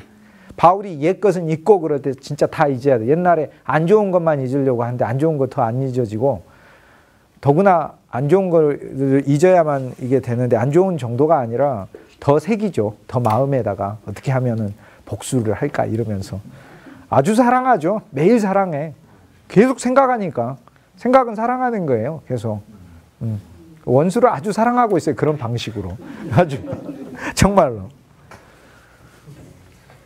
이제 주께서 씻으셔야 된다는 것도. 어제 한 안 좋은 것도 씻어야 되지만 어제 한 좋은 일도 씻으세요. 나 지난주에 너무 사역 잘했는데 그것도 씻으세요. 다 씻어야 돼요. 우리는 내 손으로 한 모든 것은 다 씻어야 됩니다. 내 발로 한 모든 건 나의 위치를 가리킵니다. 나의 위치들이 오늘은 이곳에 갔고 오늘은 저곳에 갔고 있습니다. 다 씻겨야 돼. 그리스도에 의해서 나의 위치들이 다 씻는. 자, 구약은 발을 벗으라 하였어요. 이게 율법이죠. 신약은 뭐예요? 주님이 발을 씻어주시는 거예요.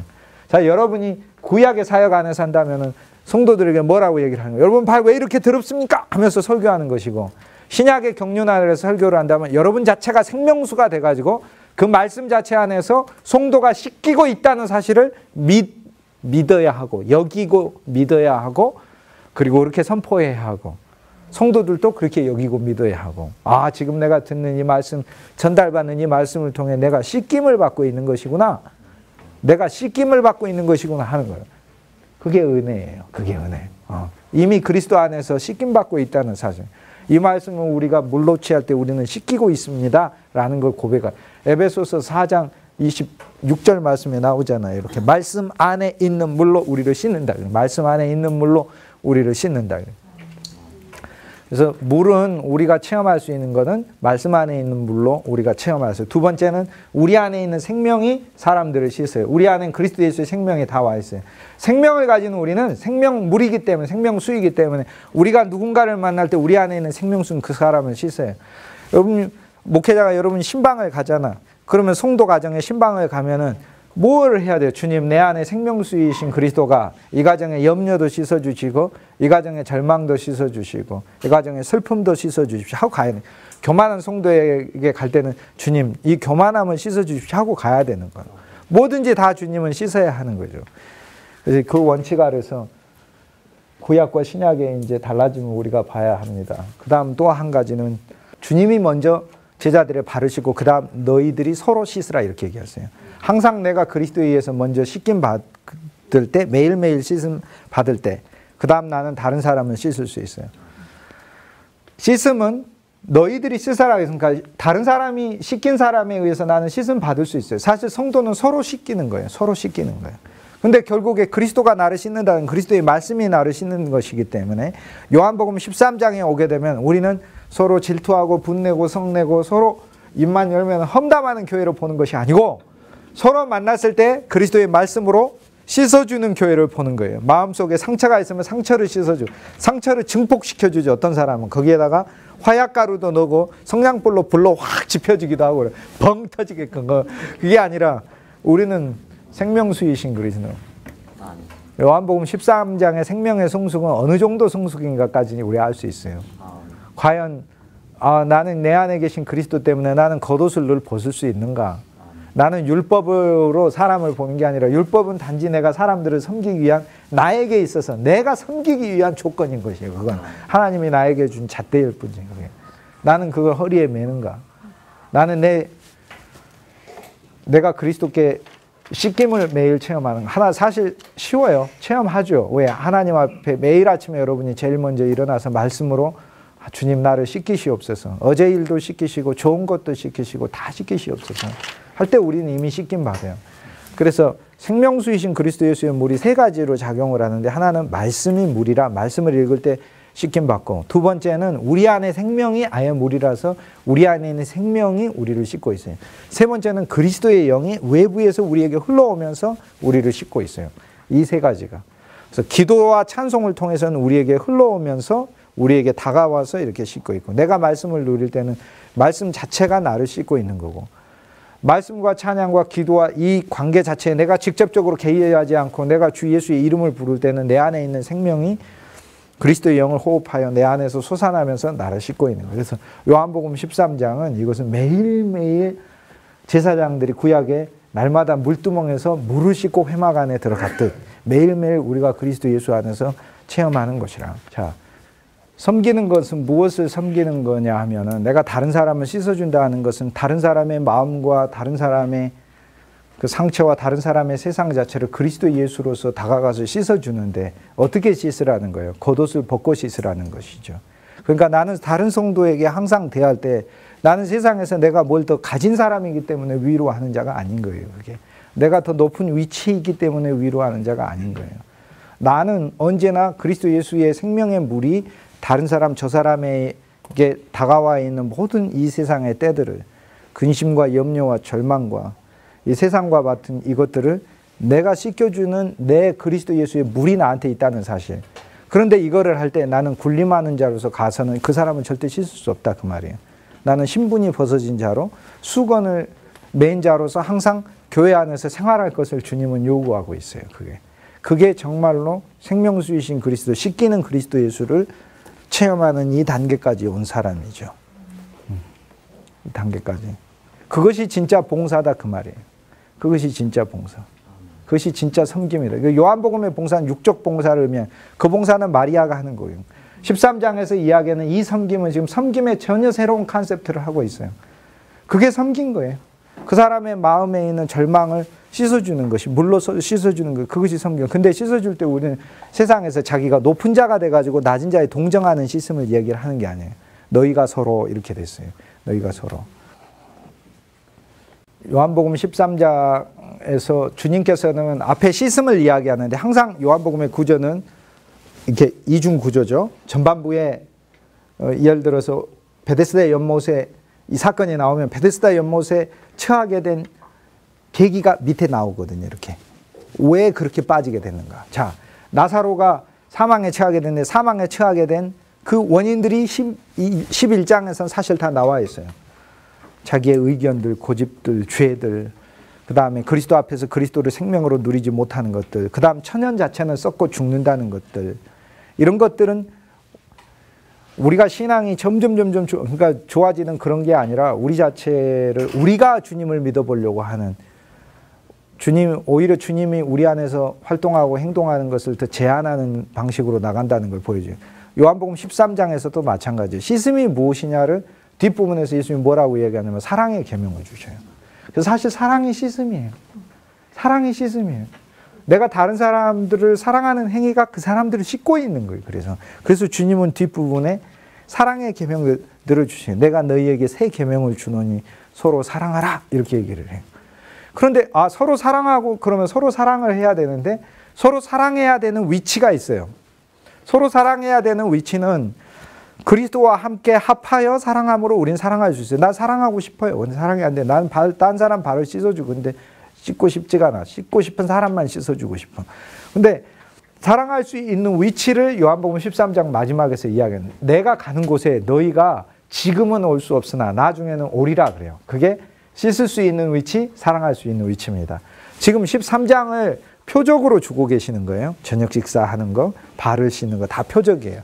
이것은 그리스도 안에서 영으로 살아계신 그리스도 예수와 연합할 때 이 표적이 이제 우리 삶의 실제가 되는 거니까 지금 베드로에게 예수님이 말씀하신 거예요. 너희가 지금은 올 수 없으나 어디를 못 와요? 발이죠.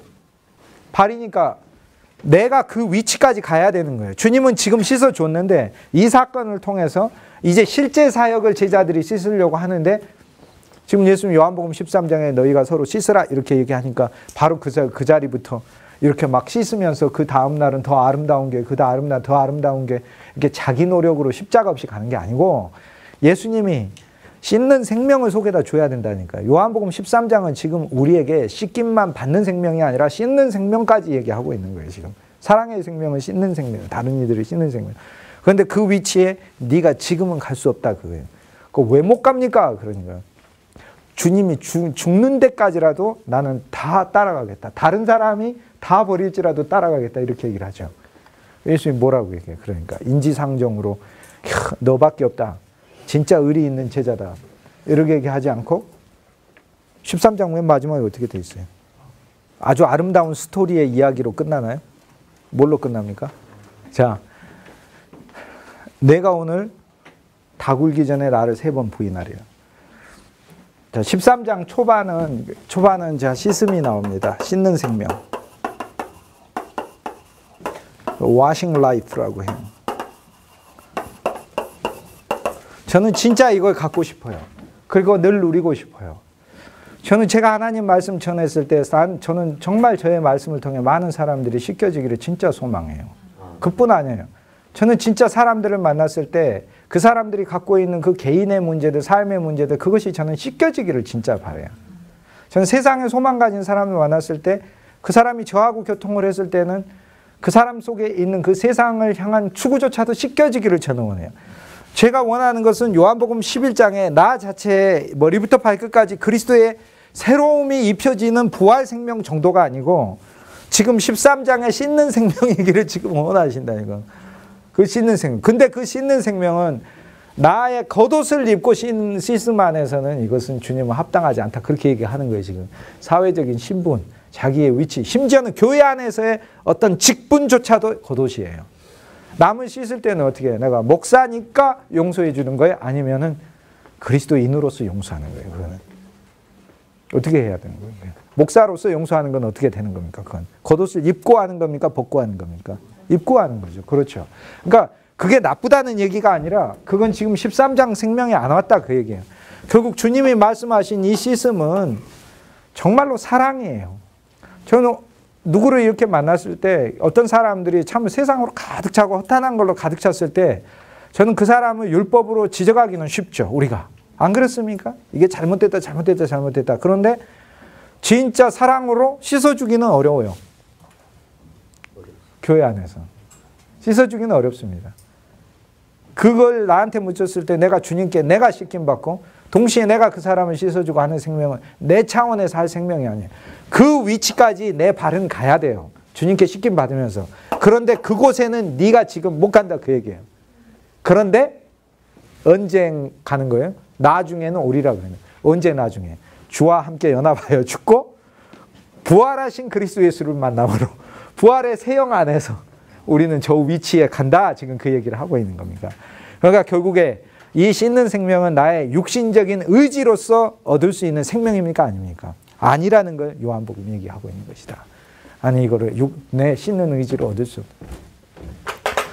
우리는 참으로 성도를 사랑하고 사랑해야 하는 율법을 받았으나 이 율법은 내 노력으로 이룰 수 없다. 지금 주님이 13장 마지막에 이 씻는 생명은 네가 네 힘으로 할 수가 없다. 이렇게 얘기를 하고 있는 거예요. 다 버려도 나는 버리지 않겠. No. 오늘 밤 당장 3번. 오늘 밤 당장 3번. 우리는요 인생에 있어서 참 그 체험이 필요해요. 내가 주의 이름으로 승리한 체험 말고 주의 이름으로 실패한 체험이 필요해요. 이 체험은 나를 진실로 유익하게 합니다. 그게 하나님의 사자들이었어요. 요한 웨슬레도 그랬고 칼빈도 그랬고 칼빈 승승장구가 목회에서 실패했었어요. 처음에. 제네바에서 쫓겨났어요. 1년 반 사역하다가 쫓겨났어요. 우리는 그걸 제네바 시민의 잘못으로만 하면 안 돼요. 제네바 시민이 다 천사 같은 뭐하러 칼빈을 불러 자기들이 알아서 다 사역하고 그러고 그러지. 그러나 그것을 진정으로 생명으로 변화시켜야 되는 것도 목회자의 책임이기도 하고 그래요. 근데 주님은 그 책임을 또 다 묻진 않아요. 왜냐하면 예수님도 이 13장 안에서 이 씻는 생명을 거부하는 이가 있다는 걸 보여주니까. 유다, 가룟 유다를 보여주니까. 그래서 우리는 점점 그리스도의 씻는 생명과 씻는 생명의 대적이 되는 것을 여기서 보여주고 있는 거예요. 우리는 그리스도 예수의 씻는 생명으로 가든지 아니면 유다로 가든지 해요. 형식적으로 참여해요. 그 자리도 있어요. 그러나 씻김은 거부해요.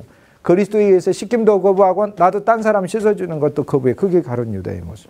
가룟 유다의 이제 포인트는 제가 이제 조금 이따 보기로 하고 어쨌든 간에 내 발은 이 위치까지 가야 되는데 요한복음 13장에서 전체 보여주는 건 씻음은 사랑이라는 거예요. 사랑이 씻음이에요. 뭐가 사랑이에요? 사랑이. 밥 한 끼 대접해 주는 게 그게 사랑이 씻음이 사랑이지. 그 사람의 잘못과 죄와 어려움과 부족함 이 자체를 내가 내 마음 안에서 씻고 내가 교회 안에서 그 사람을 씻는 게 이것이 진짜 사랑인 것이 씻음이지. 우리는 함께 교회 생활하면서 얼마나 무수한 잘못과 서로의 시행착오와 부족한 점을 서로 간에 보게 되는 거예요. 보게 됐을 때 어떻게 아이고 발도 더럽네 손도 더럽네 하고 하는 것이 아니라 너무 냄새나요 하는 것이 아니라 그것을 생명의 물로서 서로 간에 씻어주는 것이다. 이게 주님이 이야기하고 있어요. 이곳은 갈 수 없다. 그리스도 안에서 우리가 새로 태어났을 때 갖는 생명이다 하는 걸 요한복음 13장은 보여주는 거예요. 그러니까 나의 노력으로 성취되는 사랑이 아니라 이것은. 우리는 씻는 생명을 주님이 우리한테 주기를 늘 간구해야 돼요. 이것은 어떻게 체험되는 거예요? 사실 우리 안에 많은 실패들이 있었어요. 인생에. 그걸 적용하세요. 미리. 베드로의 3번 주님의 부인을 사실 우리는 많은 순간 주님을 부인하고 거부했었어요. 그걸 우리 삶에 적용하세요. 적용해서 그리스도 안에서 내가 씻는 생명으로 새로 태어났다는 사실을 주님 앞에 미리 당겨서 할 수 있어요. 자, 구약은 뭐 하는 거예요? 아직 오지 않은 것을 그림자로서 소망하는 것이었고 자기가 양 잡을 때도 주님이 언젠가는 와서 참양으로 죽으셔야 하는데 내일은 모형이구나. 다윗이 성전을 지을 때도 언젠가는 참장막을 이 땅에 펼치셔야 하는데 내일은 모형이구나. 아브라함이 약속의 땅을 갈 때도 모세가 이스라엘 백성들이 이끌고 홍해를 건널 때도 언젠가는 예수님께서 참모세로 오셔서 모든 사람을 애굽에서 이끌어야 되는데 내일은 모형이구나. 이걸 보는 믿음 안에서 살았다 그 얘기를 하고 있는 거예요.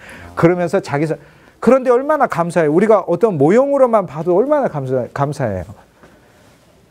오늘날은 경건의 능력이 없는 게 문제가 아니고 경건의 모양도 없어요.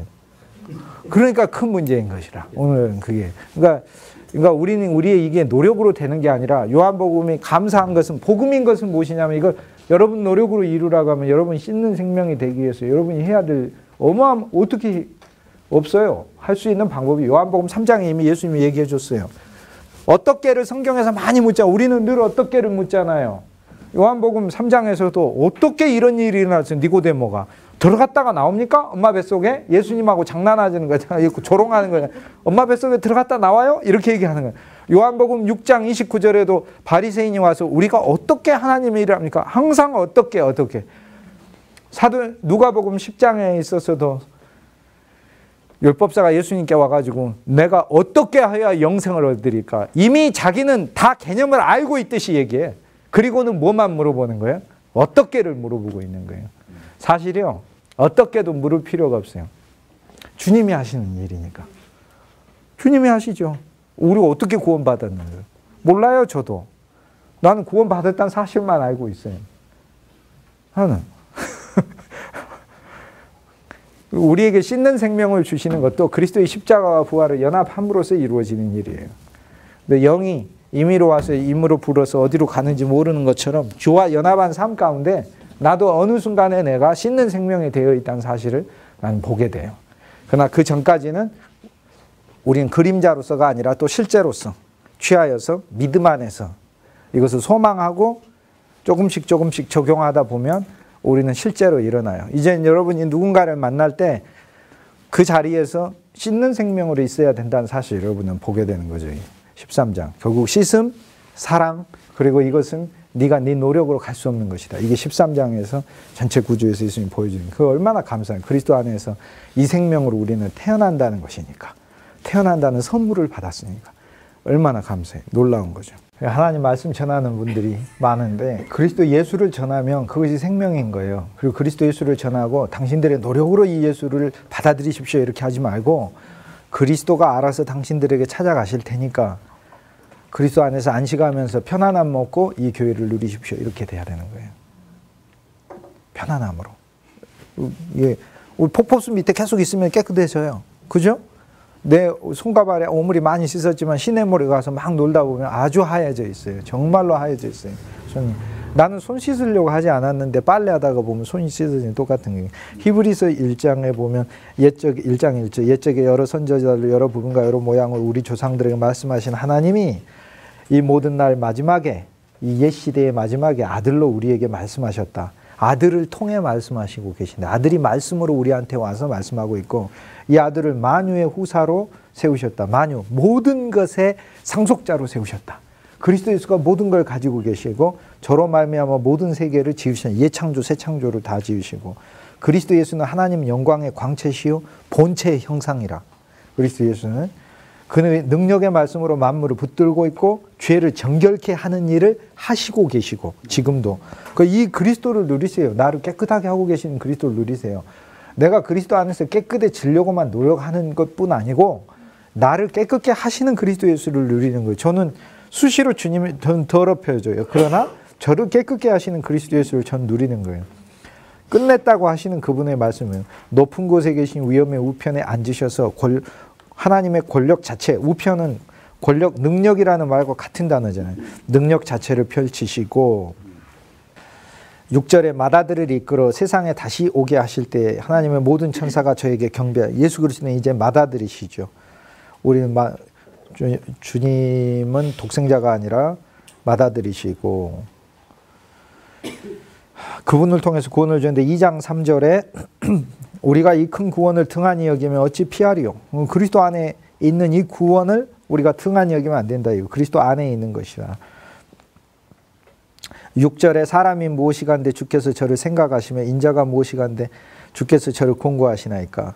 그리스도 예수를 가리키죠. 이게 그리스도 예수를 잠깐 동안 천사보다 못하게 하시고 영광과 존귀로 관시우시고 만물을 그 발하여 복종하시고 9절에 오직 우리가 천사들보다 잠깐 동안 못하게 하심을 입은 자 즉 죽음의 고난을 받으심을 인하여 영광과 존귀로 관쓰신 예수를 보니 여기 그리스도 예수. 14절에 자녀들은 혈육에 함께 속하였음에 그도 한 모양으로 혈육에 속하시며 육신을 입고 이 세상에 오셔서 육의 모든 문제를 끊으러 오셨죠. 육 안에 들어있는 옛 창조의 문제, 사망의 문제, 하나님의 저주의 문제, 이 문제를 다 끊으셨죠. 그래서 혈육에 속하심은, 육신으로 오심은 육 속에 들어있는 사망으로 말미암아 사망의 세력을 잡은 마귀를 육 속에서 없애야 하시고, 이 육조차도 나중에 새 육으로 우리에게 죽을 것이고, 영원한 생명을 주셨으니까 15절에 죽기를 무서워함으로 일생 동안 죽음의 종노릇 하는 자들을 풀어놔 주셨죠.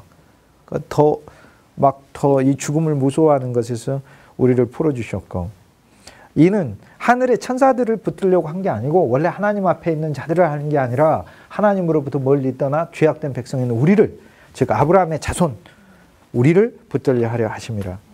그러므로 저가 범사의 형제들과 같이 되심이 마땅하다. 그분이 우리 인간이 되었다는 사실에 인간의 모든 문제가 그분 안에서 잡혀버린 거니까 얼마나 감사해요. 그런데 이는 하나님의 일에 자비하고 충성된 대제사장이 그리스도께서 되셔서 백성의 죄를 구속하려 하심이라. 그분은 제물이시면서 대제사장이시면서 이렇게 되는 거죠. 그 히브리서 3장에 보세요. 그러므로 하늘의 부르심을 입은 거룩한 형제들아, 하늘의 부르심을 입은 거룩한 형제들아, 우리의 믿는 도리의 사도시며 하나님으로도 보내심을 받은 자이시며 대제사장이신 예수를 깊이 생각하라. 2절에 보면 모세가 하나님의 온 집에서 충성한 것처럼, 3절에 저는 모세보다, 그리스도께서 모세보다 더 영광을 받을 만한 것에 마치 집 지은 자가 그 집보다 더욱 존귀함 같이 그리스도 예수께서는 하나님의 집에서, 5절에 보면 모세가 사안으로 하나님의 온 집에서 충성하였듯 6절에 그리스도는 그의 집 맡은 아들로 충성하였으니 그의 집은 하나님의 몸된 교회, 우주적 교회. 이 교회는 그리스도의 몸이면서 하나님의 집이잖아요. 이 하나님의 집 맡은 아들로 주님은 충성하여 그 집 안에서 우리가 소망의 담대함과 자랑을 끝까지 견고히 잡으면 우리가 그의 집이라. 우리가 그의 집이라. 우리가 그리스도 예수가 거하시는 집이다, 그 얘기예요. 여기서 4장 1절 말씀이 오해가 많이 되는 말씀이에요. 우리는 두려워 말지니 그의 안식에 들어갈 약속이 남아있을지라도 너희 중에 혹 미치지 못할 자가 있을까 함이라, 이렇게 돼 있는데, 이게 지금 원문을 사실 굉장히 흐리게 번역을 해놨어요. 이 번역자가 헬라 원문을 가지고 이게 쉽게 이 얘기를 하면, 우리는 두려워할지니가 맨 마지막에 우리는 그의 안식에 들어갈 약속이 있는데 혹 미치지 못한다고 생각할 자가 있을까 두려워한다, 그 얘기예요. 그러니까 못 들어갈까 봐 두려워한다가 아니라 못 들어간다고 생각할 사람이 있을까 봐 두려워하노라, 이렇게 얘기를 하는 거예요. 2절에 보면은 히브리서 4장 2절도 참 좋은 게 우리에게 왜 말씀이신 그리스도가 역사하지 않는가를 설명해 주죠. 왜요? 들어도 듣는 자가 믿음을 말씀에 화합하지 아니함이니라. 그러니까 믿음으로 적용을 해야 된다, 그 말씀이에요. 그렇지만 믿음으로 적용을 하면 3절에 우리들은 저 안식에 들어가는도다. 이제 그리스도 예수를 안식이신 그리스도 예수로, 안식년, 희년 그리스도 예수로 누리는 거죠. 이제 그분이 일하시는 거죠. 그분이 날 풀어주시고 나는 그분 안에서 안식하고. 그래서 히브리서 4장 3절은 참 놀라운 일이에요. 그래서 성경에 이름과 같이 3절에 내 안식에 들어오지 못하리라 하셨다 하나 세상을 창조할 때 그 일이 이미 이루었다. 옛 창조에서 이미 하나님께서 새 창조의 일을 보여주셨다, 이 얘기입니다. 그래서 4절에 제7일에 관하여 하나님이 어디 일러스되, 옛날에는 창세기 장절 구분이 안 돼 있으니까 그냥 어디라고 얘기를 한 거예요. 창세기 1장에.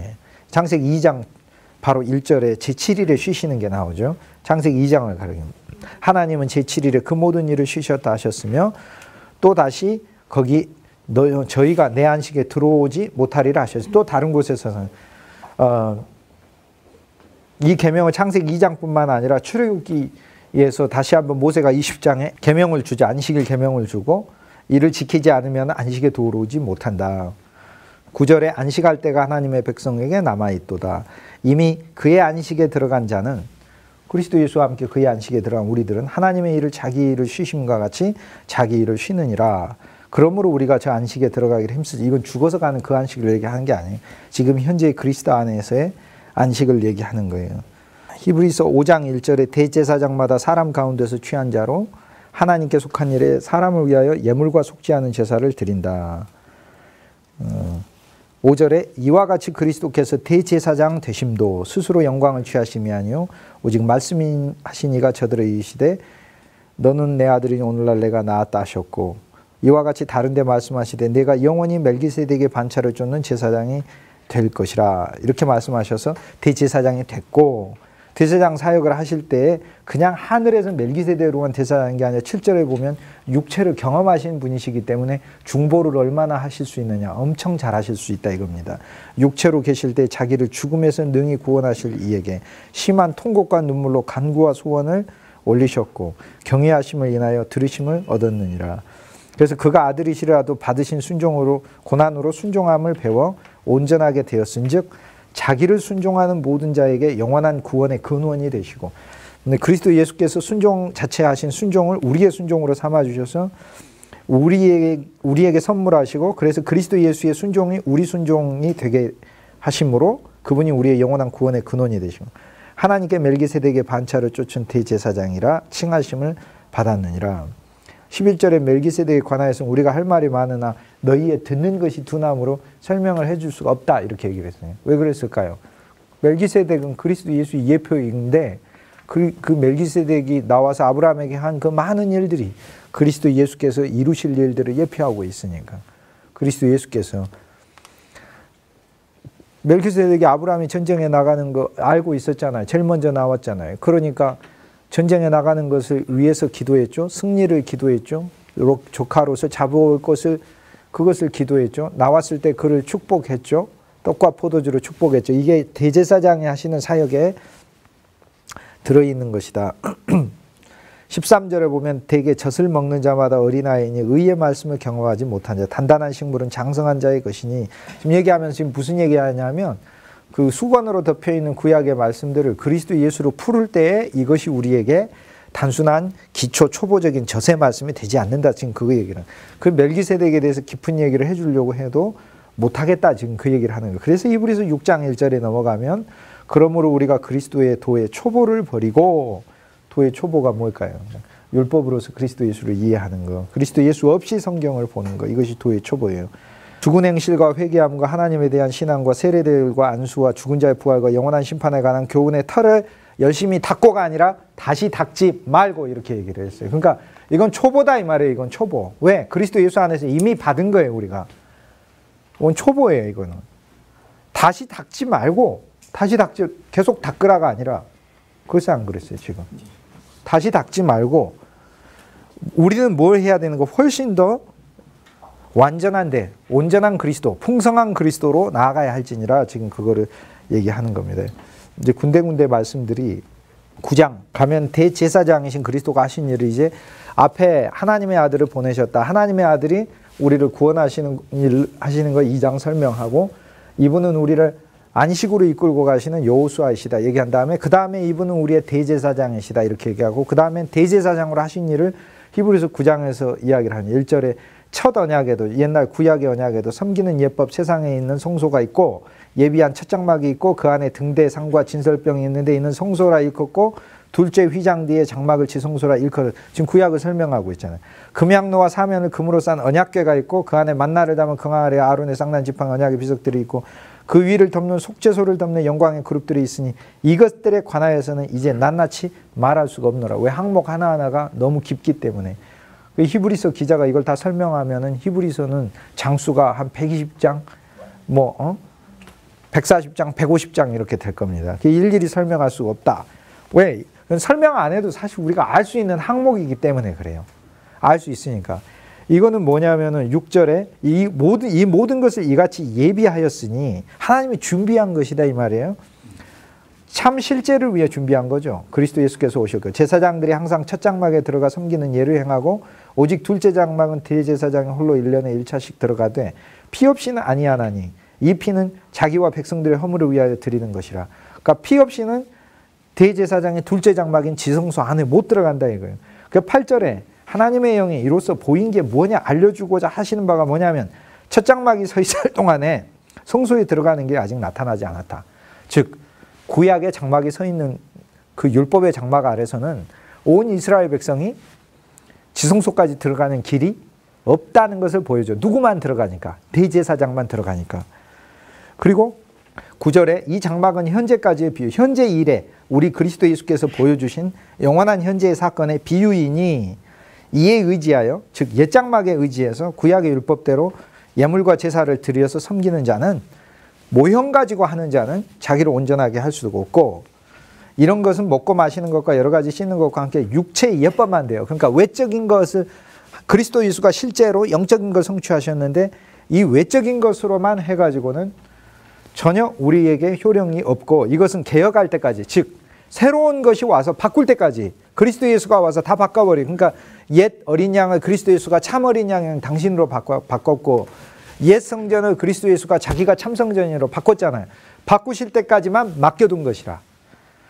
그래서 11절에 그리스도께서 장래 좋은 일에 대제사장으로 오사, 장래 좋은 일을 우리 신약의 새 언약의 대제사장으로 오사 손으로 짓지 아니한, 즉 이 창조에 속하지 아니한 옛 창조에 더 크고 온전한 장막으로 지으시고, 이 장막 안에서 당신이 대제사장이실 뿐 아니라 염소와 송아지로 아니하고 오직 자기 피로, 즉 자기 자신이 제물이 돼서 영원한 속죄를 이루사 단번에 성소로 들어가셨다.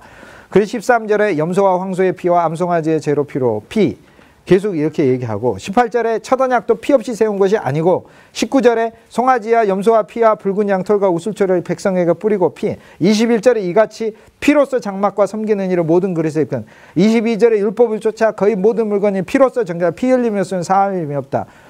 24절에 그리스도께서는 참것의 그림자인, 옛것이 다 참것의 그림자는 실제 참것은 실제의 그림자인 손으로 만든 성소에 들어간 게 아니라 보이지 않는 오직 참하늘에 들어가사, 하늘 성소에 들어가사 우리를 위하여, 우리를 덮으사예요. 우리를 덮으사, 위하여가 우리를 대신하였다는 말만 아니에요. 신약은 대신한 게 아니라 우리를 덮으사라는 뜻이에요. 그러니까 우리를 덮은 채 데려가는 거예요. 덮은 채 지성소로 데려가는 거예요. 뭘로 덮었을까요?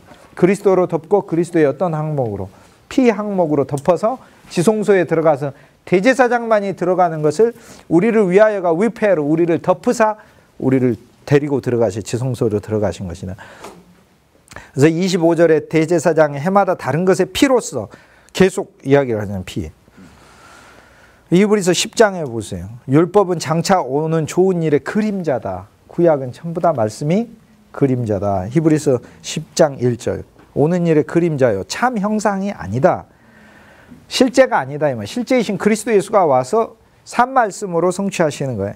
해마다 늘 드리는 바 같은 제사로는 나아오는 자들을 언제든지 온전케 할 수가 없으나, 4절에 염소와 황소의 피가 옛 그 모형의 피가 능히 죄를 없이 할 수 없지만은, 5절에 나를 위하여 하나님이 한 몸을 예비하시고 전체로 번제하고 속죄하는 거, 그거 옛 모형 가지고 하는 것을 이제 기뻐하지 아니하시고, 9절에 보면은 내가 하나님의 뜻을 행하러 왔으니 첫 것을 폐하러, 옛 것을 폐하러 오셔서, 왜냐하면 성취를 하셔서 실제로 채우시기 위해서 오셨는데 이 뜻을 쫓아 그리스도 예수께서 단번에 자기를 들이셨다. 그래서 우리가 거룩함을 얻었느니라.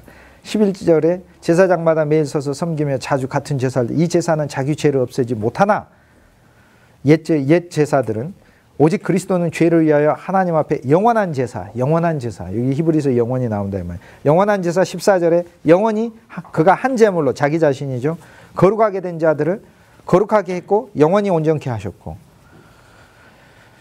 그리고 나서는 이 언약에 있어서 저희와 세울 새 언약이라 내 법을 저희 마음에 두리라 하면서 생명의 새 언약의 법을 그리스도 예수의 피 안에서 우리에게 주셨고, 18절에 이것을 사하셨은 죄를 위하여 제사 드릴 것이 다시 없어요. 우리는 영원한 제사로 소유하고 있어요. 이미 그리스도 예수 안에 이미 소유하고 있어요. 그러니까 날마다 주님의 속죄의 효능만 우리에게 적용하면 돼요. 아, 나는 주님 앞에서 참으로 용서받은 죄. 그리스도의 피가 없으면 우리는 가증한 죄인일 뿐이에요. 날마다 당신이 없으면 나는 가증할 뿐입니다만 고백하는 거다. 매일매일 이것이 진짜 회개다. 그리스도 당신이 없으면 나는 가증할 뿐입니다. 이거죠. 그래서 19절에 보세요. 또 그러므로 형제들아 우리가 예수의 피를 힘입어 성소에, 지성소에 들어갈 담력을 얻었으니 이 길은 우리를 위하여 휘장 가운데 열어놓으신 새롭고 산 생명의 길이요, 그 휘장은 저희 육체니라. 당신의 육체를 찢으셔서 십자가에서 죽으실 때 지성소까지 갈 길이 생겼다. 그래서 그리스도 예수께서는 휘장도 그리스도 예수여, 제물도 그리스도 예수여, 시 21절에 대제사장도 그리스도 예수다. 이거 22절에 몸을 맑은 물로 양심의 악을 깨닫고 몸을 맑은 물로 씻었으니 피는 영원한 속죄고 이제 맑은 물로 우리 자신을 씻어 참 마음과 참 온전한 믿음으로 하나님께 나아가고 29절에 보면 하나님 아들을 밟고 자기를 거룩하게 한 그 언약의 피를 부정한 것으로 여기면 누구 얘기하는 것 같습니까? 가인 얘기하죠. 가인. 우리를 깨끗하게 한 언약의 피가 우리의 모든 근거인데 이거는 그 받을 형벌이 얼마나 중하겠느냐 이렇게 얘기를 하고 38절에 나의 의인은 믿음으로 말미암아 살리라 했는데 이 믿음이 바로 히브리서 1장부터 10장까지 얘기한 그리스도 예수 안에 그분이 이루신 영원한 구원, 영원한 속죄, 영원한 구속에 대한 믿음이다 그 얘기예요. 그리고 11장 히브리서 11장에 넘기면 믿음은 바라는 것들의 실상이요 보지 못하는 것들의 증거니 믿음은 믿음의 선조들이 바랐던 것 그들의 그 증거가 뭐냐면 그들이 믿음 안에 있었다. 그들이 보지 못하는 그 그리스도에 대한 증거를 어디 안에서 가지고 있었다. 믿음 안에서 가지고 있었다. 선진들이 이로써 증거를 얻었느니라. 즉 믿음을 통해 하나님으로부터 증거를 얻은 것이다. 믿음 자체가 증거였다는 거예요. 또 그래서 4절에 보면 믿음으로 그리스도 예수를 믿는 믿음으로 아벨은 가인보다 더 더해진 제사를 더 나으냐 더 더해진 제사를 하나님께 드림으로 의로운 자라 하는 증거를 얻었으니 그러니까 아벨이 드린 제사는 자기의 제사가 그리스도 예수를 믿는 믿음으로 주님이 언젠가 오셔서 참 속죄제를 드려야 내 제사가 유효합니다 라는 제사를 드렸고 믿음으로 에녹은 그리스도 예수를 믿는 믿음으로 언젠가 여인의 씨가 오셔서 나를 이제는 죄에서만 구속하실 뿐 아니라 다시 하늘 안에서 살게 하시고 하늘로 올라가게 하시고 죽음을 맛보지 않게 하신다. 우린 죽음을 맛보지 않고 갈 수 있어요. 죽기는 죽는데 우린 진짜 죽음을 맛보지 않고 죽을 수 있어요. 우리는 죽는 날 우리는 사람들이 이분은 죽은 것이 아니라는 간증을 정말로 할 수 있는 거예요. 될 수 있어요. 그게 에녹의 신앙이에요. 에녹의 신앙. 에녹의 믿음이 위대한 것은 그리스도 예수 안에서 부활과 승천을 보았기 때문에 위대하다. 지금 그 얘기를 하고 있는 거고 7절에 노아의 믿음이 위대한 것은 방주를 예비를 했는데 그리스도 예수가 오시면 참방주를 예비할 거라는 것을 알고 그 삶을 살았다. 그 그림자의 삶을 살았다 이 말이에요. 그게 그러니 얼마나 위대하냐 이런 거예요. 8절에 보면 아브라함 부르심 받았을 때 장래 기업으로 받을 땅에 장래 기업으로 그 그리스도 예수를 이제는 기업과 땅으로 받는데 그 약속을 위해 나아갔다. 그래서 그가 실제 받은 것은 그리스도 예수가 그게 실제이고 모형으로서 산 것은 이스라엘 땅이었다. 지금 그 얘기를 하고 있는 겁니다. 그리고 9절에 보면은 그가 외방에 있는 것 같이 약속의 땅에 우거하여 동일한 약속을 유업으로 함께 받은 이삭과 야곱으로 더불어 장막에 거하였으니 장막에 거하였어요. 왜냐하면 큰 땅 없어도 돼요. 장막에만 거해도 돼요. 왜 그런가요? 하나님의 경영하시고 지으실 터가 있는 성, 즉 그리스도의 성을 바랐기 때문이다. 그걸 바라는 그 믿음을 가지고 11절에 보면 사라의 믿음도 참 대단해요. 사라는 어떤 믿음을 가졌어요? 늙어서 단산하나 잉태하는 힘을 얻었으니 약속하신 이를 기쁘게 믿으신 줄, 믿을 만한 분인 줄 알미라. 자, 이건 무슨 믿음이에요? 나는 그리스도 예수의 씨앗을 낳겠다는 믿음이다. 그 얘기예요. 그리스도 예수의 씨앗을. 여인의 씨로 약속하신 그 씨가 하나님이 말씀하신 나 사라를 통해서 태어날 것이다. 나는 경수가 그치고 난 더 이상 잉태할 수 없는 몸이지만 그러나 그분이 말씀하셔서 나로 태어나게 하신다는 그 믿음이라는 거예요. 그래서 사라가 자기 이삭을 낳았을 때 단지 아들을 낳았다는 그것 때문에 하나님께 기뻐했다는 게 아니라 이 이삭 안에 그리스도가 숨겨져 있다는 사실을 보고 기뻐했다. 지금 그거 얘기를 하고 있는 그게 사실 이게 진짜 엄청난 겁니다. 이러므로 12절을 보세요. 죽은 자와 방불한 한 사람으로 말미암아 죽은 자와 방불한 한 사람은 이삭이죠. 이삭과 같이 죽은 자와 같다 이 말이에요. 왜? 하나님께 드려졌으니까. 즉 그리스도의 예표가 돼서 하늘의 허다한 별과 또 해변의 무수한 모래와 같이 생육하였느니라. 13절 이 사람들은 다 믿음을 따라 죽었으며 그러나 약속은 받지 못하였다. 소유는 하지 못한 채 약속을 소망만 하고 살았다. 그러나 우리는 이미 약속을 소유하고 있다. 지금 그 얘기죠. 그것들을 멀리서 보고 환영하고 시간 안에서는 옛날의 삶이 아직 예수님이 수천 년 뒤에 오시니까 2000년 전에 아브라함은 멀리서 보고 환영하고 있었다. 언젠가 오실 거 그거를 믿음 안에서 미리 보고 환영하고 있었다. 미리 보고 몰랐다가 아니라 이미 믿음 안에서 미래를 미리 보고 환영하고 있었고 자기의 삶이 그 그림자인 것에 대하여 정말로 기뻐했다는 거예요. 이게 얼마나 엄청난 말씀입니까? 이같이 말하는 자들은 본향 찾는 것, 본향 찾는 걸 나타냅니다. 즉 그러니까 모형과 실제를 구분하면서 살았던 사람이다 하는 거예요. 저희가 이제는 더 나은 본향을 사모하니 곧 하늘에 있는 것이라 하는 거예요. 17절에 아브라함은 시험을 받을 때 믿음으로 이삭을 드렸으니 그가 환난 가운데 있을 때 이삭을 드린 것은 이삭이 그리스도 예수예요. 그러니까 아브라함의 믿음이 위대했던 것은 자기 아들을 드림으로 주님과 함께 연합하여 그리스도의 십자가의 죽음을 알았다는 그 믿음인 것이죠. 그래서 저는 약속을 받은 자로 돼 여기서 받았다는 것은 뒤에서 받았다 틀려 약속을 환영한 자로 돼 이 약속이라는 것을 환영했다는 뜻입니다. 약속을 환영한 자로 돼 그 독생자를 드렸느니라. 이삭을 바침으로 그리스도를 드림과 같이 되었느니라. 그러니까 그 믿음이 진짜 놀라운 믿음이 된 거죠. 우리는 그리스도 예수를 다 소유하는데요. 다시 그리스도 예수를 드려야 합니다. 그건 없애버리라는 뜻이 아니라 우리는 우리 안에 소유한 그리스도 예수가 육신의 그리스도 예수가 되지 않고 하나님 아버지께 드려져서 다시 돌려받는 부활의 그리스도 예수가 되게 해야 하는 것이죠. 이것이 우리의 이제 체험 안에 있어야 될 부분이죠. 20절에 보면 믿음으로 이삭은 장차 오는 일, 즉 그리스도의 일에 대하여 야곱과 에서에게 축복했다 이 말이에요. 그러니까 야곱에게 뭐라고 해? 너에게서 나올 그 후손이 그가 뜨는 곳에서 기름진 곳이 있겠고 밭은 기름지고 그 땅에는 이슬이 내리고 이렇게 축복. 뭐에 대해? 그리스도 예수의 장차 오는 일. 그래서 에서에게도 축복했다 했는데 에서는 저주하지 않았나? 아니요. 에서에게 축복했어요. 뭐라고 축복했어요? 너는 칼을 의지하여 살겠고 네가 참으로 종을 만나는 날 너의 목에서 멍에가 주인을 만나는 너의 목에서 멍에가 풀어지리라 이랬어요. 우리에게 육신의 축복은 육신이 창대하리라가 아니라 너의 육신이 진짜 주인을 만나리라가 그것이 축복인 거죠. 육신대로 살다가 육신대로 할 것이면 우리가 망할 것이로 내 성경에 그렇게 돼요. 그런데 그 축복을 해준 거예요. 너 육신이 그러니까 우리가 참 힘든 게요. 우리 육신이 굉장히 육신이란 건 육체, 육신, 육 성경을 한 단어잖아요. 이 전체를 의미하잖아요. 근데 이것이 막 창대해 버릴 때 사실 행복한 게 아니고 진짜 괴롭잖아요. 우리가. 그런데 주님이 이것을 잡아주시겠다 약속했으니까 이것이 축복이에요. 에서한테는 축복이에요. 그리고 21절에 보면 믿음으로 야곱은 죽을 때에 요셉의 각 아들에게 축복하고 지팡이 머리에 의지하여 경배하였다. 무슨 축복을 했어요? 12아들에게 축복을 하면서 이 축복은 다 그리스도 예수에 대해 축복했어요. 요셉한테 우리가 잘 부른 찬송에 너는 담장 너머로 뻗은 나무 가지에 그 담장 너머로 뻗어가는 포도나무 가지가 누구니 그게? 그리스도 예수님. 이스라엘에서 목자가 나리라. 요셉의 지파에서 목자가 나리라. 예수 그리스도를 얘기하는 요셉의 아들이 예수 그리스도예요.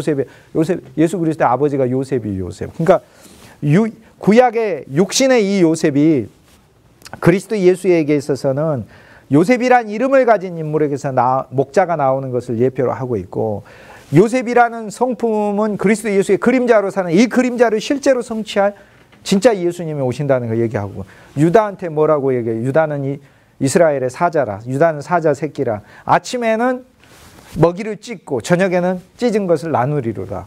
먹이를 움켜쥐고 저녁에는 사람들과 함께 나누리로다. 우리는 아침 식사에서는 주님이 이기신 것을 보고 저녁 식사에 있어서는 그리스도가 성취하신 것을 나하고 분깃으로 메로스, 분깃으로 같이 나누는 것을 먹는 거고 유다의 눈은 포도주로 붉고 이는 우유로 시리로다. 우리의 입은 항상 하나님의 말씀으로 우유가 철철 넘쳐야 하는 것이고 우리의 눈은 예수 그리스도의 생명의 포도주가 넘쳐서 붉어야 하는 것이고 이거 다 르우벤에게도 하나님께서 르우벤아 너는 이스라엘의 장자이지만은 아비의 침상에 올라갔도다. 너는 승하지 못하리로. 얼마나 감사한 축복이에요. 우리 옛 아담이 승하면 좋겠습니까? 그 저주가 아니에요. 옛 아담아 너는 끝나라 하는 게 얼마나 좋은 거예요.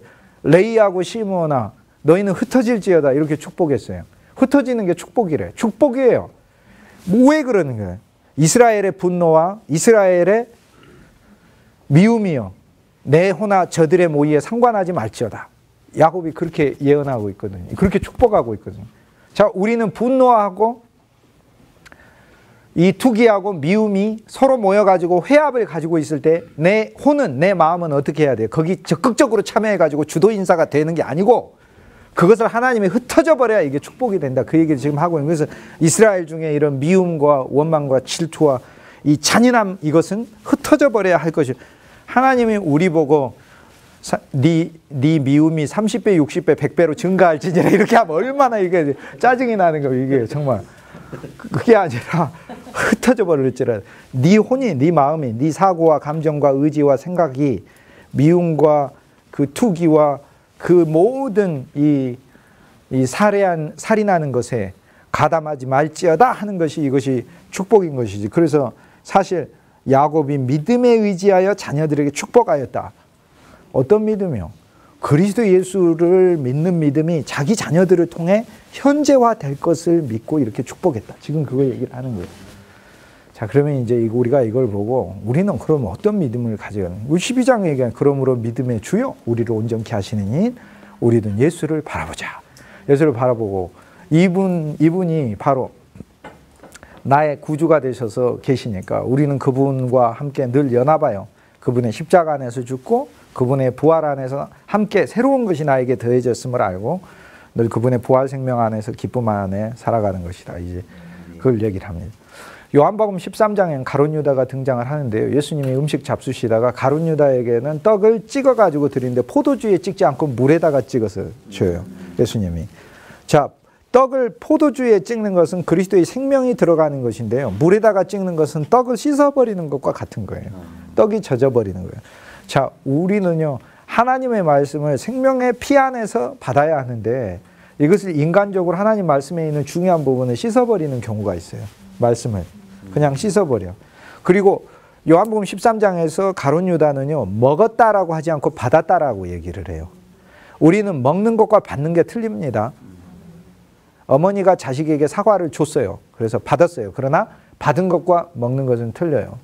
도시락을 아름답게 이 반찬 저 반찬에서 싸줬는데 가가지고 친구들하고 떡볶이 사 먹어버렸어. 도시락 안 먹고 가지고 왔어요. 그래서 도시락은 분명 받았으나 받은 것은 먹은 게 아니에요. 사실 요한복음 13장에서는 저녁 식사를 하는 자와 저녁 식사를 하되 저녁 식사에서 피 없이 식사를 하고 그리고 그리스도 예수로부터 먹지 않는 자가 있어요. 실은.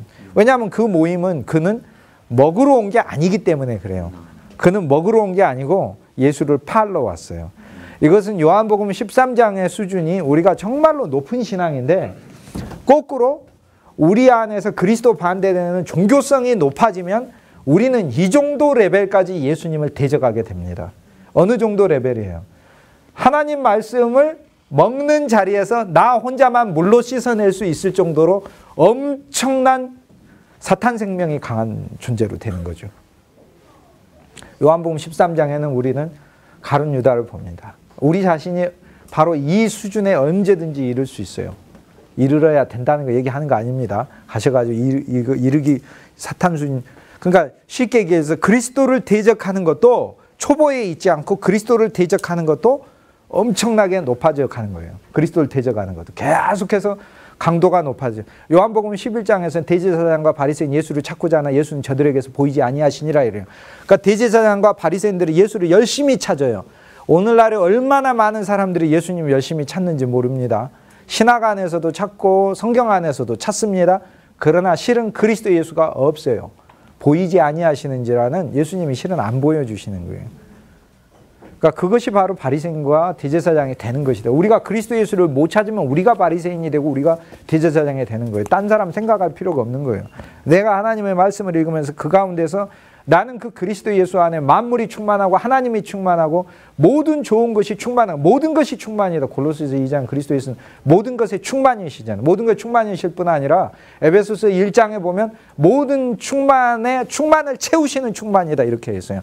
충만을 채우시는 충만이에요. 그리스도 예수는. 충만일 뿐 아니라 모든 것일 뿐 아니라 모든 것을 채우시는 충만인데 오늘날 우리의 설교에 그리스도가 그리스도를 채워줘서 충만케 하지 않으면은 사실상 우리는 생명의 반대가 된다 그 얘기입니다. 주님이 물론 우리가 연약에도 사용해 주시는 거 그거에만 만족하지 말고 우리 안에 우리의 설교에 그리스도가 얼마나 풍성히 넘치게 할 것인가 그것에 나의 소망이 있다면은 정말 그 다음부터는 모든 이들에게 그리스도가 행복 자체잖아요. 그러니까 내 안에 그리스도 예수가 많아지고 내 설교에 그리스도 예수가 많아진다는 건 사람들에게 그 행복이 많아진다는 얘기가 같은 이야기. 그리스도 없이 무슨 행복을 어떻게 누린다는 이야기인 거예요. 그러니까 오늘 우리는 모형과 지금 실제를 봤어요. 구약 안에서는 아직 오지는 않았지만 그 삶을 모형 안에서 살아보려고 정말로 주님 앞에 몸부림친 사람들에서 봤어요. 이게 구약 경륜이에요. 그런데 우린 신약 안에서 이 그리스도 예수가 약속의 실제로서 우리 임의에게 오셔서 우리 보고 모형으로 살라고 하는 게 아니고 우리 안에 경건의 모양이 아니라 경건의 능력으로 계시면서 우리를 그렇게 살게 하시는 영으로 계신다. 지금 그 얘기를 하고 있는 거죠. 지금 현재. 요한복음 13장에 우리가 가룟 유다 신앙이 되지 않기 위해서는 그 전부터 계속 보여주는 항목이 있어요. 남부 유다 사람이잖아요. 유다 지역에 있는 남부 유다. 자기 출신과 배경 이거 강조하는 육체의 사람이라고 봐요. 빌립보서 3장에. 두 번째 가룟이라는 어근을 보면은 가죽 장사가 입는 옷을 가리켜 가죽 옷을 가리켜 가죽 옷이라는 뜻이 있어요. 가룟 유다잖아요. 가죽 옷. 가죽 옷은 외적으로 봉사하는 옷이 아니에요. 번들번들 거리는 옷이에요. 우린 송아지 가죽을 벗겨가지고 속에 있는 좋은 것을 하나님께 드린다는 얘기는 있어도 가죽을 주님께 드리지는 않아요. 가죽이 사실 드리기는 하는데 가죽은 제단해가지고 성막을 덮는 제단으로 쓰는 거지 내 보호 장신구로 쓰는 게 아니에요. 사실 나의 모든 사회적 신분 겉옷은 특히 제일 번들거리는 가죽옷은 나의 명예와 부와 권력을 통해서 하나님이 나한테 입혀주신 이 가죽옷은 나 자랑하라고 한 게 아니라 실은 그것이 벗겨져서 교회의 보호막으로 쓰이게 하라는 거예요. 근데 오늘날 하나님의 백성들이 하나님의 가죽옷 입혀주면 이걸 자기의 보호막으로 사용하고 있지 자기 자랑으로 삼고 있지 교회의 보호막으로 삼고 있는 사람이 어디가 있어요? 없지. 성막의 덮개가 염소 가죽으로 돼 있고 양의 붉은 수양의 가죽으로 돼 있고 해달의 가죽으로 돼 있고 돼 있잖아요. 4개의 가죽으로 돼 있잖아요. 우리 가룟 유다는 남부 출신일 때 우린 가룟 유다가 된다. 내 지위, 위치 이런 거 자랑하고 그럴 때 저는 시골에서 태어났는데 도시에서 이렇게 성장하신 분 도시 자랑하지 마세요. 이렇게 좋은 지역에 사신다고도 너무 자랑하지 마세요. 그거 나 남부 출신이구나 이렇게 생각하시면 돼요. 하나님이 입혀준 특별한 번질거리는 가죽옷이 있어요. 그 가죽 피장이가 그리스도 예수 앞에서 주님에 의해서 사용되어질 때 자기가 입고 다녀야 할 가죽이 중요한 게 아니라 하나님의 집을 짓는 가죽이 중요하다는 걸 보게 되는 거고 그 다음에 돈에만 관심이 있었잖아요. 돈 관심이 교회 재정만 이야기하는 게 아니에요. 내가 예수님 믿는데 예수님이 돈 때문에 믿는 경우가 많잖아요. 우리가 예수님 돈 많이 벌어지기 위해서 예수님 믿고 그런 습성이 길러지다 보면 가룟. 그 다음 교회 본질을 모를 때 가룟 유다가 돼요. 요한복음 12장에서 얘기하잖아요. 가룟 유다의 습성. 그 다음 뭐예요? 주님과 함께 저녁 식사를 하잖아요. 저녁 식사에 와서 뭔 마음으로 갖고 있어요? 예수님 얘기가 맞나 틀리냐만 묻고 있는 거예요. 그 다음 예수님하고 자기하고 비전이 틀리면 가룟 유다예요. 유다의 비전은 그게 아니었으니까. 이스라엘의 땅의 왕국의 영광이었으니까. 그게 가룟 유다예요. 어떻게 하면 가룟 유다가 되는 거예요? 떡을 받기는 받은데 주님이 물에다가 씻어서 주면 주여 저는 이것이 제가 먹을 떡이 아니나이다 하는 거예요. 사실상 우리는 우리가 먹어야 될 떡이 어떤 떡인지 우리에 대한 분별이 필요해요. 주님의 피가 묻어있는 떡들을 먹어야 하는 거예요. 가룟 유다가 되지 말아야 되는 항목들이 여기서 정말로 많이 나요. 주님이 발을 씻어줄 때 가룟 유다는 발 씻기를 거부했어요. 왜냐하면은 내가 다 씻었을 때 그 중에 하나는 아니니라 그랬어요. 예수님이 씻고도 깨끗하지 않은 경우는 없어요. 씻으려고 할 때 아마 베드로가 거부했는데 베드로가는 거부했지만은 예수님과 지금 베드로가 사적 대화를 하고 있는 거예요. 베드로가 예를 들어서 베드로가 딴 사람 강하게 듣게 절대 저의 발을 씻을 수 없다 이렇게 얘기 안 했을 거예요. 예수님 절대 내가 너를 안 씻으면 아무 관계가 없다. 그래서 다 씻어줘. 너는 이미 목욕에 손가발만 씻으면 그렇습니까? 씻으셔요. 유다 차례가 됐을 거예요. 예수님이 씻어주려고 하는데 저는 깨끗합니다. 패스. 지금 거기 관심이 없어. 지금 빨리 예수님 배반하고 팔아야 되는 지금. 패스. 우리가 유다가 되는 건 쉽습니다. 우리의 신앙이 교통의 목적을 갖지 않으면 우리는 유다가 되는 거예요. 우리는 13장에 씻는 생명이 돼야 된다는 거예요. 그래서 이게 오늘 저와 여러분이 함께 봤던 부분들입니다.